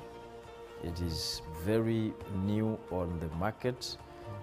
This magazine has been put in place to make sure that we reach down to Ugandans wherever they are in a very, very interesting way. We are putting this magazine in place so that we can create a connection between consumers and producers, the business people and the clients. Now, easier said than done. How did you create this? The idea came when we thought of the gap between media, the print media and the Ugandans. Print media right now is known with mostly the newspapers. And these other magazines that have been put in place are really expensive. So for us, we wanted to create this I Think Digest so that we can bridge that gap. Someone who is going to read this magazine is reading it for free. It is consumer free, but it is distributed nationwide. You've just said something I can't click properly. So this is a free thing? Yes. I don't have to pay for it? You don't need to pay for it, but it is created on the standard that surely meets the trend. Now, Ivan, sorry, Richard, let me get you very clear. I've worked for print for some time. Yes. And I know what it takes to publish. Very true. Now, how then does this be free? Is this an NGO or what? No, it's not an NGO. We are looking at, as I told you, bridging the gap between Ugandans and the print media. We've had, and definitely we have, several magazines in place in Uganda right now, and internationally we have several magazines. But the one that is differentiate us from these other prints, ours is free of charge, not because we are an NGO, but because we are looking at how Ugandans can have the information that is being put in this magazine. Now, I know a viewer wants to ask you something, and Yes. I'll ask that very question. Yes. Also in this day and age, There are people who advertise in this magazine. These people, they are charged. However much we charge them fairly, the reason as to why we're putting this I Think Digest on market for free to the consumers, someone who is going to advertise in this magazine is going to pay. The moment someone pays for you to advertise, and then after you put the magazine, let's say a list of at least 10K Uganda shillings, someone is willing to buy a phone from a phone seller who advertised in this magazine. Knowing he's an enabler. Yes, but this consumer of a phone cannot afford the 10K to buy the magazine. Not because in his or her pocket there is no 10K, but he doesn't understand the value of paying 10K to buy a magazine. Now you advertised, you paid these people to advertise your phones. But no one is buying But them. no one is buying. Because we have distributed these magazines in shops, supermarkets, and so many other places where they can go and acquire them at a certain fee, and these are magazines that will not be bought. You who advertised for us to distribute your business to Ugandans, you're going to complain. That's why the iDigest is bringing something very new, cost-free to the consumer. Wow, that's why I say I think. You are great thinkers, and indeed you do think. Thank you. To come up with this, because Thank yes, you. rightly said, I've seen a number of magazines on shelves and big advertisers in there, and very few people can buy them. They end up the advertisers buying the magazines. Yes. Those in the company. Now, if this, then it works out. Now, the other issue of concern is content. As a broadcaster, one thing I know is content means so much. Because it's content that will drive people to buy. So what are those areas you're looking at specializing in? The editorial policy, if you don't mind. Thank you. We're looking at something that is trending, but not something that is trending in the line of social media, but something that is trending in the line of impacting lives down there. Because there is something being trending on social media, but in actual sense it is of no value. Right now we're looking at the content that is really trending, and surely a consumer that is going to be consuming the iDigest is really benefiting and impacted. We're looking at the top national and community news. We're putting them in this magazine. If you look at this time that we are approaching the 2026 elections, we've seen several people coming up to pick the nomination forms, very many. So a Ugandan would wish to know details about what is happening in the country. So we're looking at the top news that we put in this. We have a very big team and of course the chief editor, who are responsible to make sure that the content is really, that content is going to benefit a Ugandan who is going to consume this book. We're looking at the trends, fashion trends, technology. Right now we're looking at the AI. We need to educate Ugandans about these things. And of course, through this magazine, we advocate for some policies whereby we're looking at AI being put in English, but there is someone who would wish to benefit from the growing technology in the local language. So we're bringing all of that is really very important. Even government agencies, the government would wish to pass information to Ugandans through the Ministry of Health, through the Ministry of Gender, through the Ministry of Agriculture, and so many other ministries. So the iDigest is there to capture that information, pass to the Ugandans down. How regular do we see it hit market? Every Monday. Every Monday? Every Monday, this iDigest is being distributed to the entire country. Every Monday. Well, very interesting. Yes. Our viewers, something new on market, free of charge for you. You just walk into a bookstore, or is it also going to be with newspaper vendors? Yeah, it is going to be. We have agents in every district of the country who are responsible for distributing. We also use schools, because this is a very big network. Schools whereby we give these books to the students coming out of school, going back home. These are very good people coordinating and networking the entire community. So they help us distribute also, plus this team, the big team from every district. Well, you talked about content, which you've said it's more or less going to be a current affairs thing. Yeah. But let's look at the fact that Ugandans don't have that reading culture. Yeah. If you ask newspaper companies, they'll tell you how many papers return. Yeah. And how many copies they make vis-a-vis our population. Yes. So just coming up with something, the only unique thing and major is it's free of charge compared to others that are on the streets. It's a new thing, it's never happened. I also look at, you've come to do business in an area where even magazines are not part of so much of our people. People know papers. Yeah. When they look at a magazine, they expect that is for a class of people. That's not true. for them. That's true. So how do you think you're going to break even? Thank you. That is really an interesting question. To the viewers of UBC this morning, I want to assure them that they will surely be interested to read this magazine. Number one, we're not putting words, like so much words in this magazine.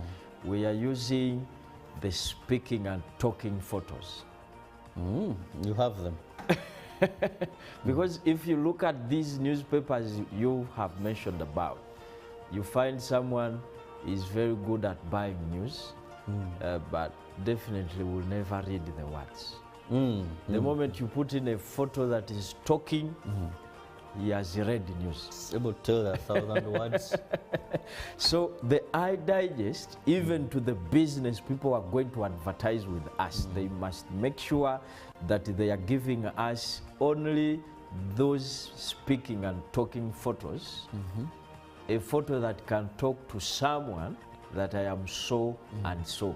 Another thing someone would wish to know from you after getting to look at your photo is the contact and the location maybe. So we are using the photos. This is something that is being made full color, printed at the very highest level, and the paper is definitely very interesting, whereby I have an example here. Someone pulling out this paper out of the magazine. Let's assume you have thrown it on the way going back home, or maybe you've seen the pictures there and then you throw it. Someone else would wish to come and pick the same paper down on the floor to look at the photos on that paper. So for us, we say even if a student has plucked out a page, covers the book, we are communicating. Whoever is going to look at this book is getting the information that is written on the paper. So we want to assure Ugandans that you will surely like the iDigest, because the photos that have been put in it, the content that has been picked interestingly and targeting definitely the minds of all Ugandans. Well, very interesting. You should look out for this magazine on the streets or anywhere you usually get your papers. And those are to those ones who may not be able to access the hard copy. It is free access when it comes to soft copies, social medias, and even the website. So mention some of your handles, the X. It is iDigest. That is Twitter, YouTube, and website. The iDigest. iDigest. Well, I must let you go, Richard. But if I do that, I'll just give you a second for your last remark to our viewer this morning. Viewers of UBC, most especially the business doers, companies, corporate businesses, government agencies, the iDigest has been put on market because of you. We have had several cases whereby you've been putting in a lot of money to advertise through newspapers, you know, and this is something that you advertise today. If I may give you an example, you advertise your business today in a certain newspaper, and tomorrow they are printing another copy and you are not there. You paid several millions to cover the entire page of the newspaper. But tomorrow, Bukede is bringing something new and you are not there. Just used for example purposes. But for us, we are distributing this magazine for the entire week. You can take a page if you want. You can take 2 pages, you can take 3 pages, a maximum of 4 pages. And then after that, you can say, no, me, I cannot afford the full page. I can only take half, or A5, that's a quarter. So we want to call upon you, Ugandans who are doing business, please come, we advertise. You, the politicians contesting and definitely looking at different positions, iDigest has got you covered. You just bring your photo and maybe another page can take your photo and then the second page takes your manifesto, like that. It's been a pleasure hosting you. Thank you. I just wish you all the best and also good content, which is national building. Of late, the media, we've not done so much service to the Ugandans. Yes. We give them what they want, not what they need for national development. Yes. So I hope the iDigest will focus more on issues, much as there must be some entertainment, but issues of national building and shaping the Uganda that we need, that will sustain generations after us. Well, I'll leave you with Julie. I'm sure she will be having an artist who will be performing live here in UBC Studios. Have the best of your weekend.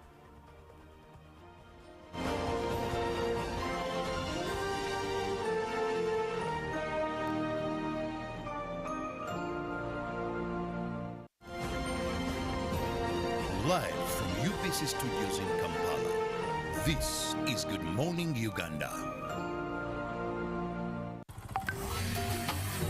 Hello, Kampala, Uganda. In response to the national call of strengthening the traffic security, Good Products Group HGO brand has officially launched the Rider Selection Campaign. Registration is now open. Visit www.riders.hgo.com. Complete your registration now for a chance to win exciting prizes including motorcycles, exclusive HGO gift boxes, and official rider vests, all while promoting safe riding awareness. This is how to participate. Pay the registration fee, invite 3 friends to form a team of 4, and your registration fee will instantly be refunded. Begin your journey of honor today. Don't miss this opportunity. Join the challenge, promote road safety, and become a pioneer rider. For details, visit the official Good Products website at www.hgo.com or call toll-free 0800-335-555 or visit our offices at Kingdom Kampala 3rd floor to register now and win prizes worth millions.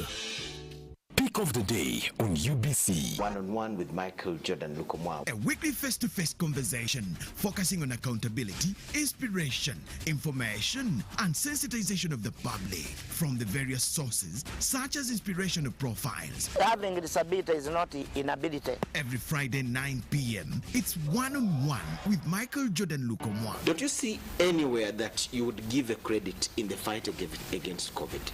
My role as the owner of the country is not to, be preoccupied by giving credit to my servant. We have said that if we are to talk to General Museveni, there must be certain conditions in place. Is it true that you paid 5 million shillings to MPs that voted for? Was brought to you by I'll call you every day, yeah yo, baby dundolo. You can now get all the Chibuzi out with MTN voice bundles. Call all networks Kubei Dondoro. Buy a 25-minute voice bundle for only 1,000 or buy any daily voice bundle of your choice. Dial *100*21# and select daily or use the My MTN app. When we talk together, we are unstoppable.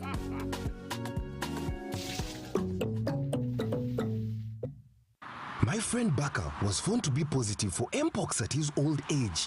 He needs our prayers. By the way, Timo, did you know that Mpox-related deaths occur among people with underlying conditions like HIV/AIDS, diabetes, malnutrition, and other old age-related illnesses?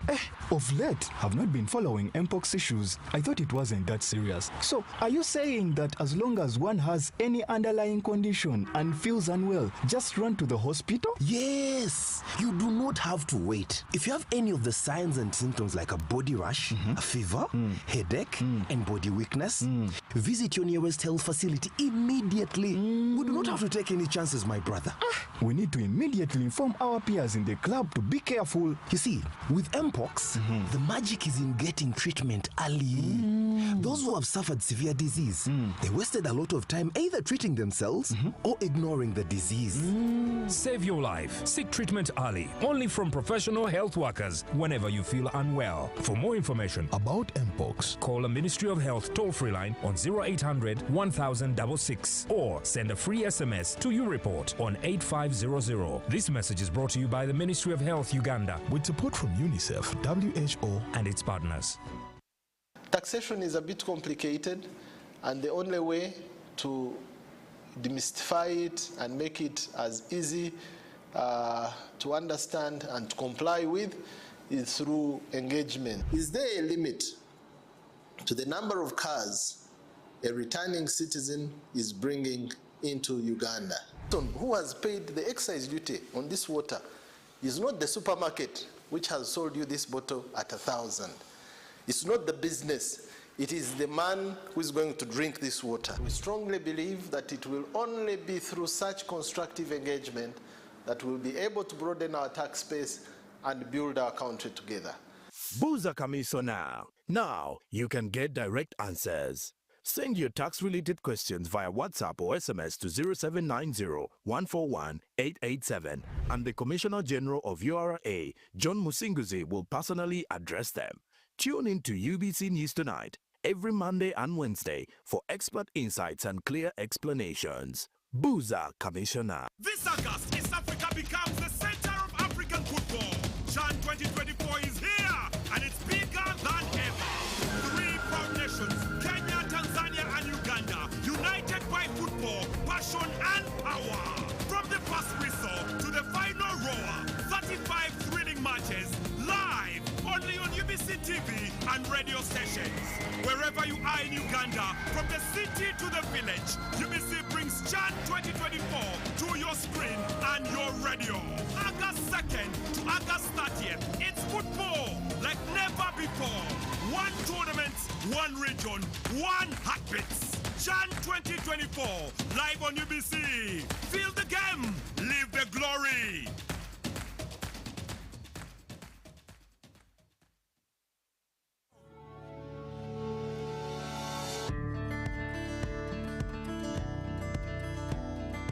Our program of poverty eradication is a must. We want everybody to be involved. Through the parish development model, Ugandans are starting small but impactful projects to improve their livelihoods. When we give 1 million, we know it's not enough to do many things, but it's a starting point. I'm a PDM beneficiary, a farmer. Your Excellency, I was given 1 million Uganda shillings from Kobil Kawo PDM Sako. Your Excellency, I got 20 bunches from my small piece of land sold, got 400,000, put in the PDM farm, Your Excellency, in the PDM money, Your Excellency, I bought a cow of 1,400,000. In 1 year, 100 families in the parish you get. In 5 years, 500 families would have got. We were the first people to receive money from Nakaprepret. I received $1 million. I rented 4 acres of land, and I was able to harvest 14 bags. So really this 1 million is enabling somebody to start something. Yes, and we don't want to give too much money to one person because we have got very many people to cover. The parish development model empowers the people, focusing on lifting up the masses and creating opportunities that ensure prosperity for all.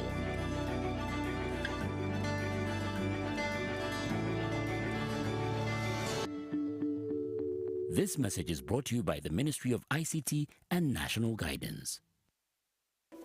In a nation hungry for truth, a world where every story matters, there exists a beacon of trust and reliability.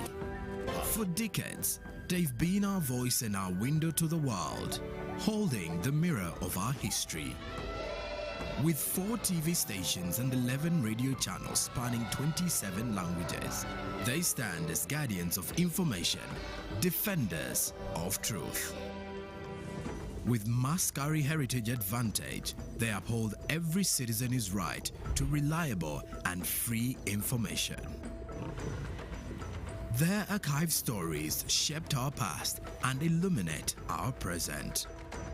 Yet now, as new challenges arise and the world evolves, their mission faces its greatest test yet. Be part of our journey and let's navigate the unknown, uncover the untold, and safeguard our future together. Tune into your public broadcaster, for it is the intersection of trust and truth. Because to UBC, your story, and every voice matters. UBC, inspiring Uganda.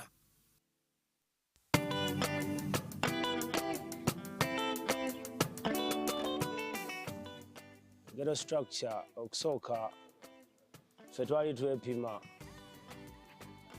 nga ghetto structure tenabeerawo bali batugoba nga bintu si byakubeera nga tusobola okumiitinga mwe mwali temusobola na kutumiitinga.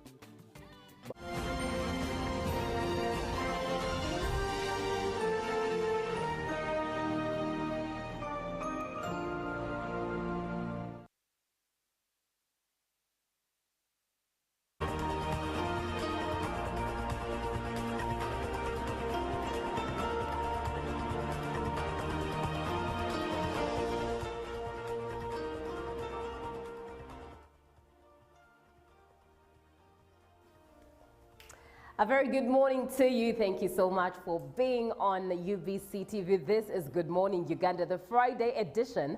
My name is Julie Nantaba Mosisi, and as always, we make sure that we bring you artists who have a talent and have something to add value to your life in regards to music.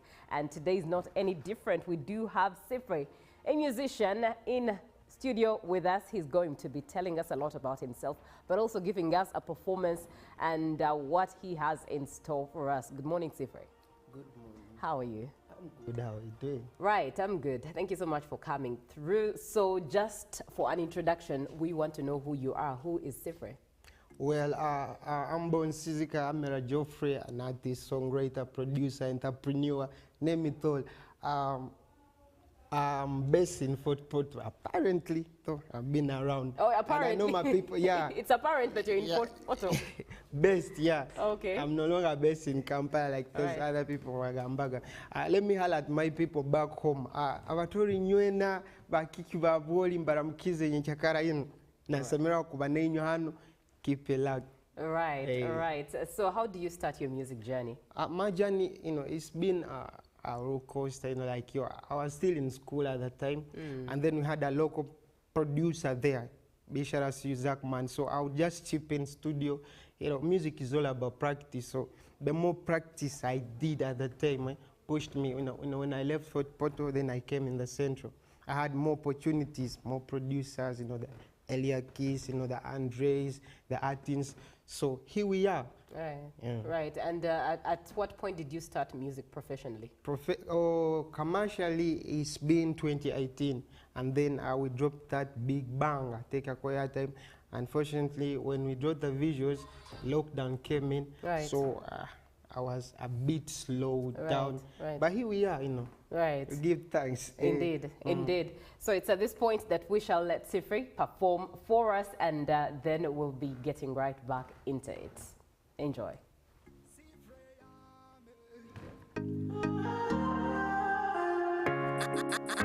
Show. Take a go airtime. Girl, you are mine.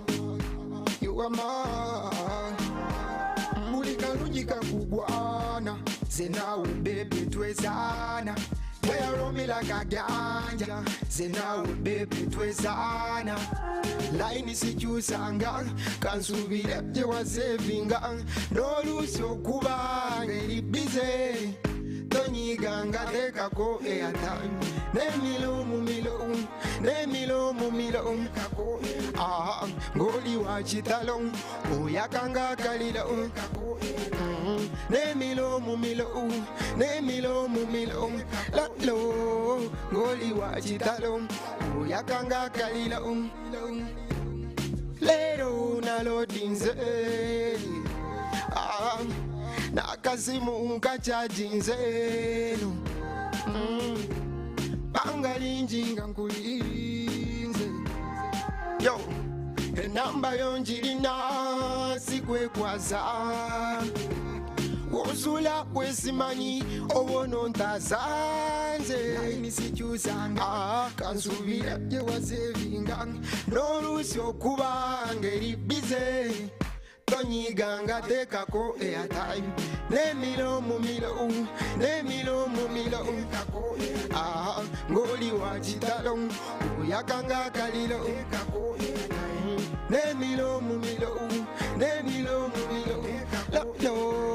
ng'oli wa kitalo oyakanga akaliro what I need you can call me like a single mini dadali sagala to demulwali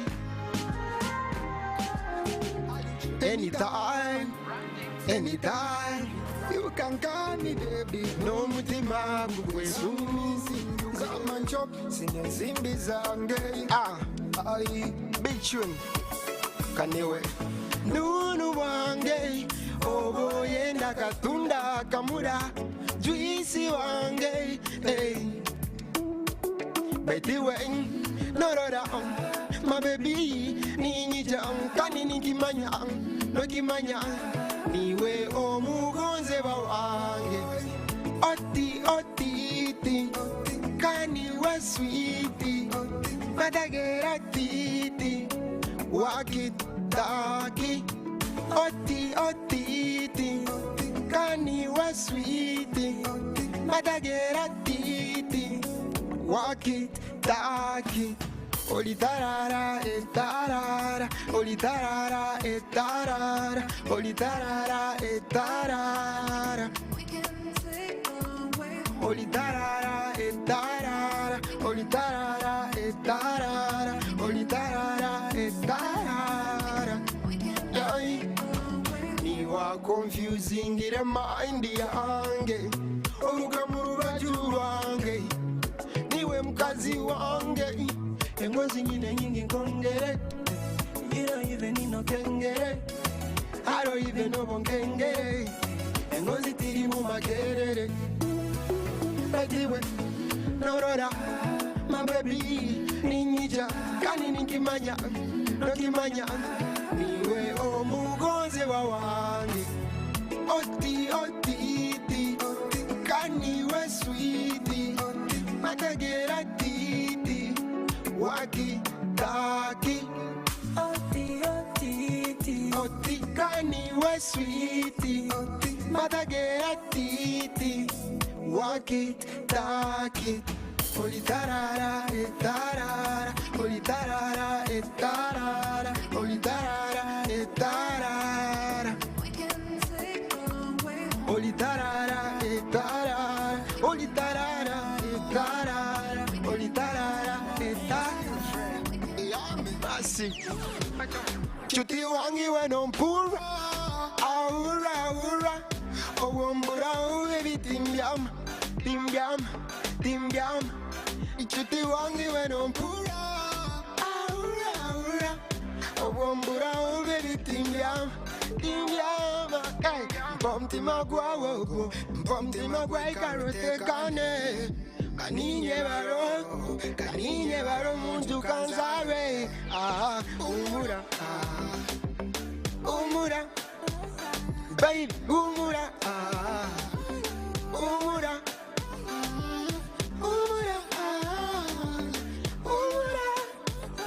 baby umura oikale naiwe oikale nanye achamusa umura achamusa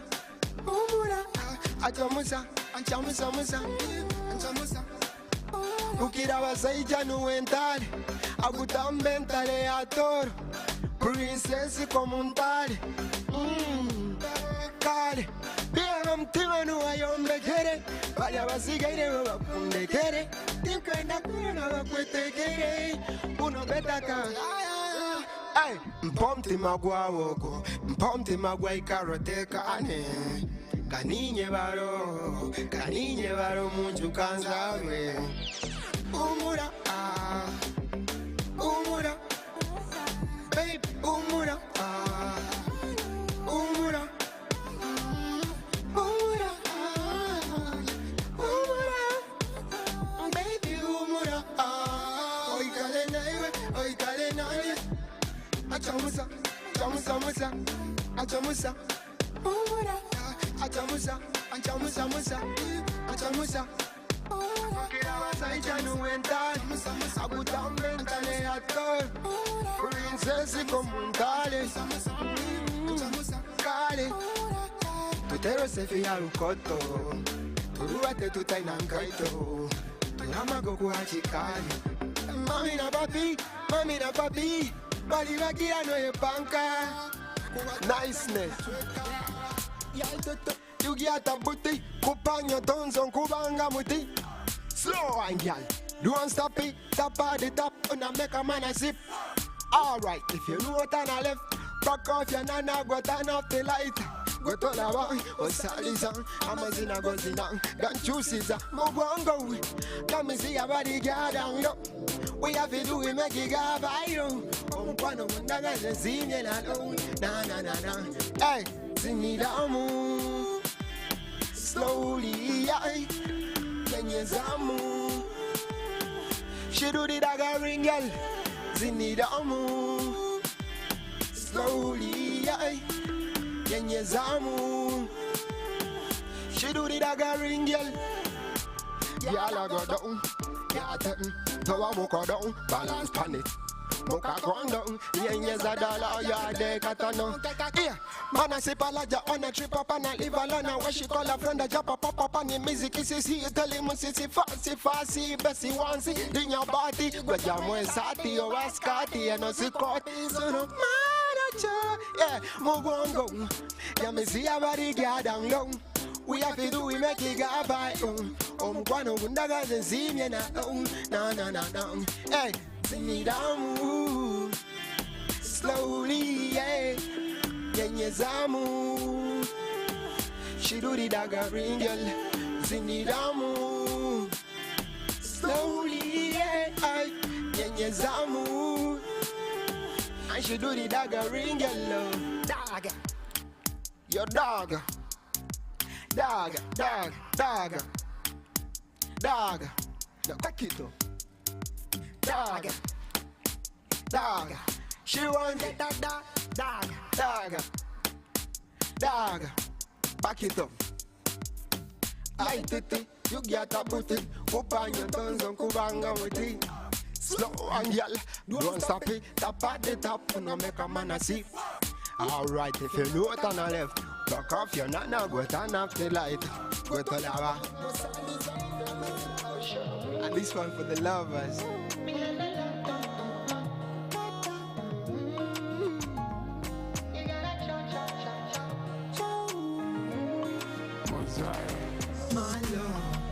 Ni watunyese njula Dora nyebichu kuma Awo burungi bwawe Ojuso sana And you still got me now Tinkwenda bianca yana Baby, would you settle down with me now?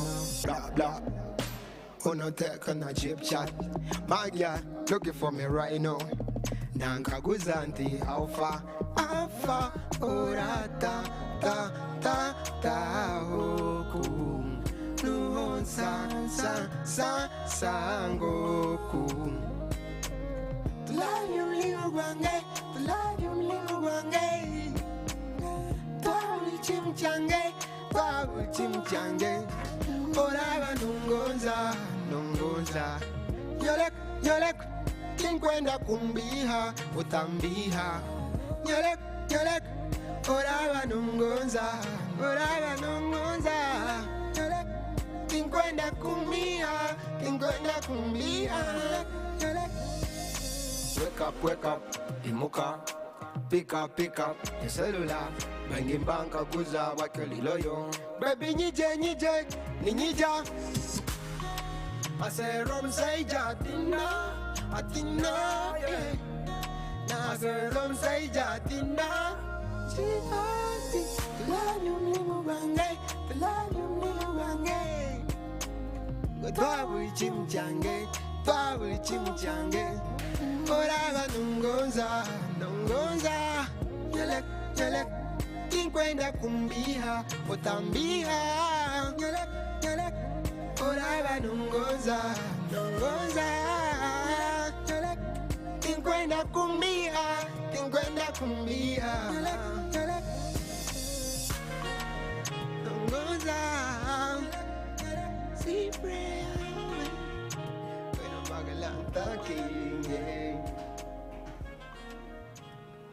And that is Cifre for you with that amazing performance, and a major shout out to all people from Fort Portal, where he comes from. You should greet them in a special way. In a special way. Yes. Abantu bomuka, Harukoto, Kwali, Chitumba, Hes, Bunyanga, Valaj, Fort Portal Lodge.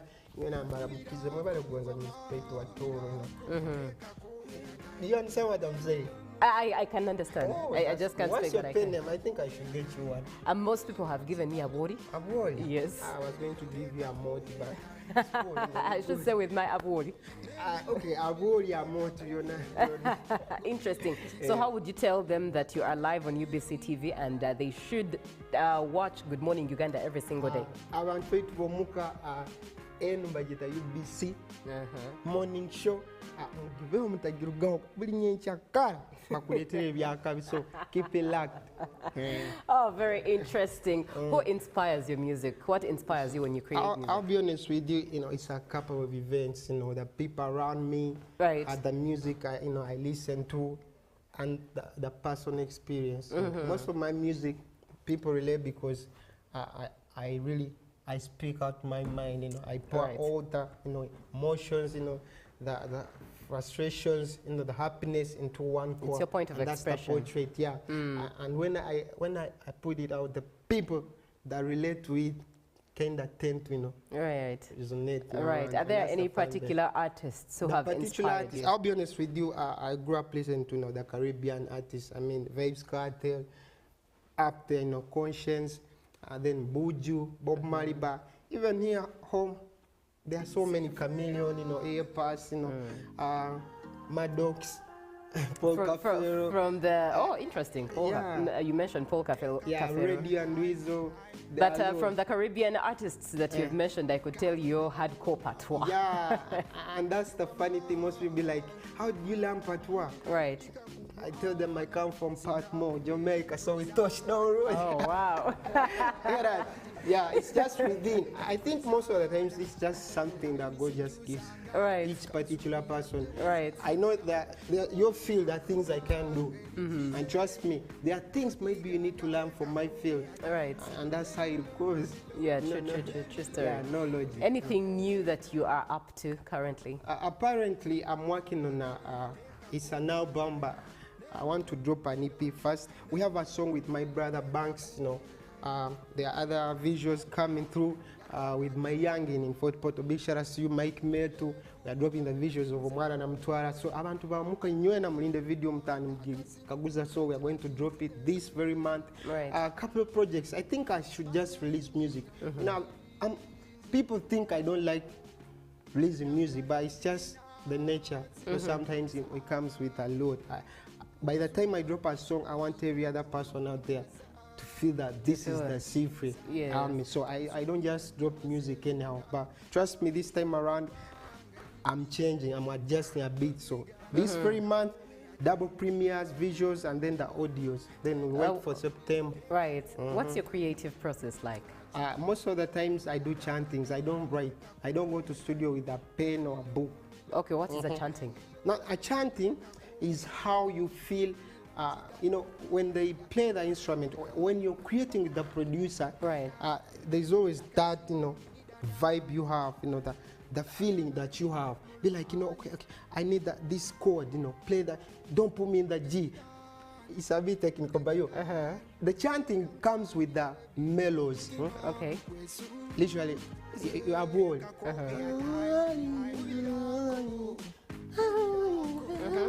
So when the producer, I'm also a producer, so that blends in and then you create. And most of the times it's just a take. when they play the instrument, when you're voicing, you just take it. One take wonder. One take. I don't repeat myself. Those who know me know. I Wow. don't repeat myself. Most of the songs you've listened to, I don't pen them. Just one take. One take. And you we just adjust, and polish, and then. Interest. Yeah, in a day we come up with about 10, 20, depends. The producer, if the producer is fast, and then the energy is good, we can go all along. And the funny thing, it doesn't depend on the vibes of Ambo. To be happy now, no. Even the sad moments, we can go hard. Create, yes. Apparently, to be fine. So you guys may end up getting a sad story love song. So let me ask, could you create one right now? Why not? Okay, please go ahead. Do it now. You say that Avoli, right? Yes. Avoli, Ali my son,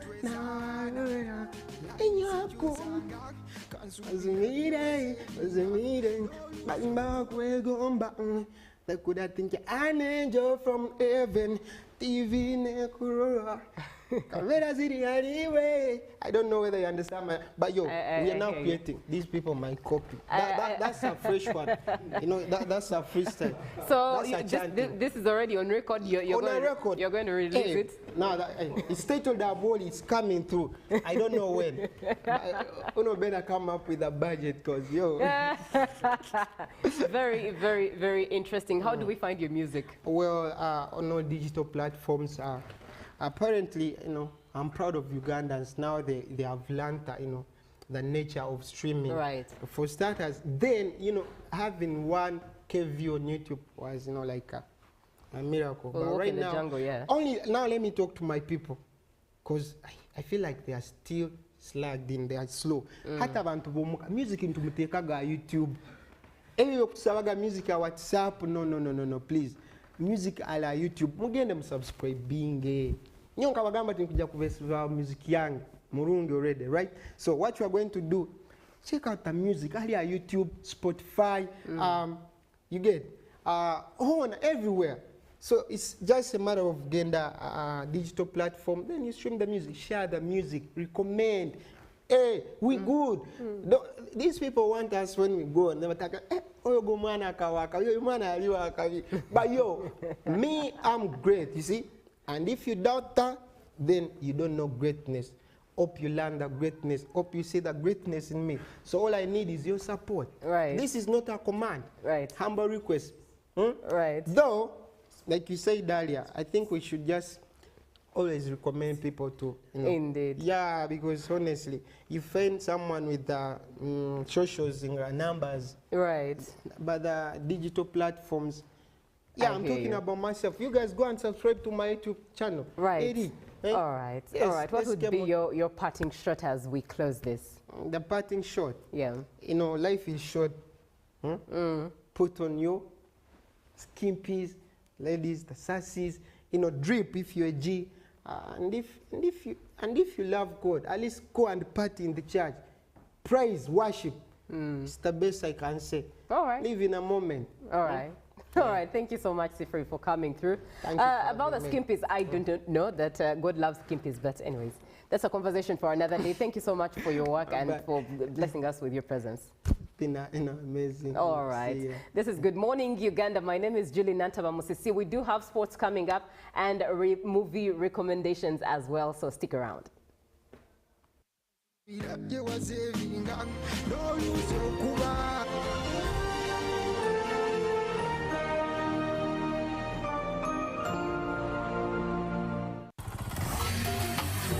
Hello, Kampala, Uganda. In response to the national call of strengthening the traffic security, Good Products Group HGO brand has officially launched the Rider Selection Campaign. Registration is now open. Visit www.riders.hgo.com. Complete your registration now for a chance to win exciting prizes including motorcycles, exclusive HGO gift boxes, and official rider vests, all while promoting safe riding awareness. This is how to participate. Pay the registration fee, invite 3 friends friends to form a team of 4 and your registration fee will instantly be refunded. Begin your journey of honor today. Don't miss this opportunity. Join the challenge, promote road safety, and become a pioneer rider. For details, visit the official Good Products website at www.hgo.com or call toll-free 0800-335-555 or visit our offices at Kingdom Kampala 3rd floor to register now and win prizes worth millions. Taxation is a bit complicated, and the only way to demystify it and make it as easy to understand and to comply with is through engagement. Is there a limit to the number of cars a returning citizen is bringing into Uganda? Who has paid the excise duty on this water is not the supermarket which has sold you this bottle at 1,000. It's not the business, it is the man who is going to drink this water. We strongly believe that it will only be through such constructive engagement that we'll be able to broaden our tax base and build our country together. Buza Kamiso now. Now you can get direct answers. Send your tax-related questions via WhatsApp or SMS to 0790-141-887 and the Commissioner General of URA, John Musinguzi, will personally address them. Tune in to UBC News Tonight every Monday and Wednesday for expert insights and clear explanations. Buza Commissioner. Live from UBC Studios in Kampala, this is Good Morning Uganda.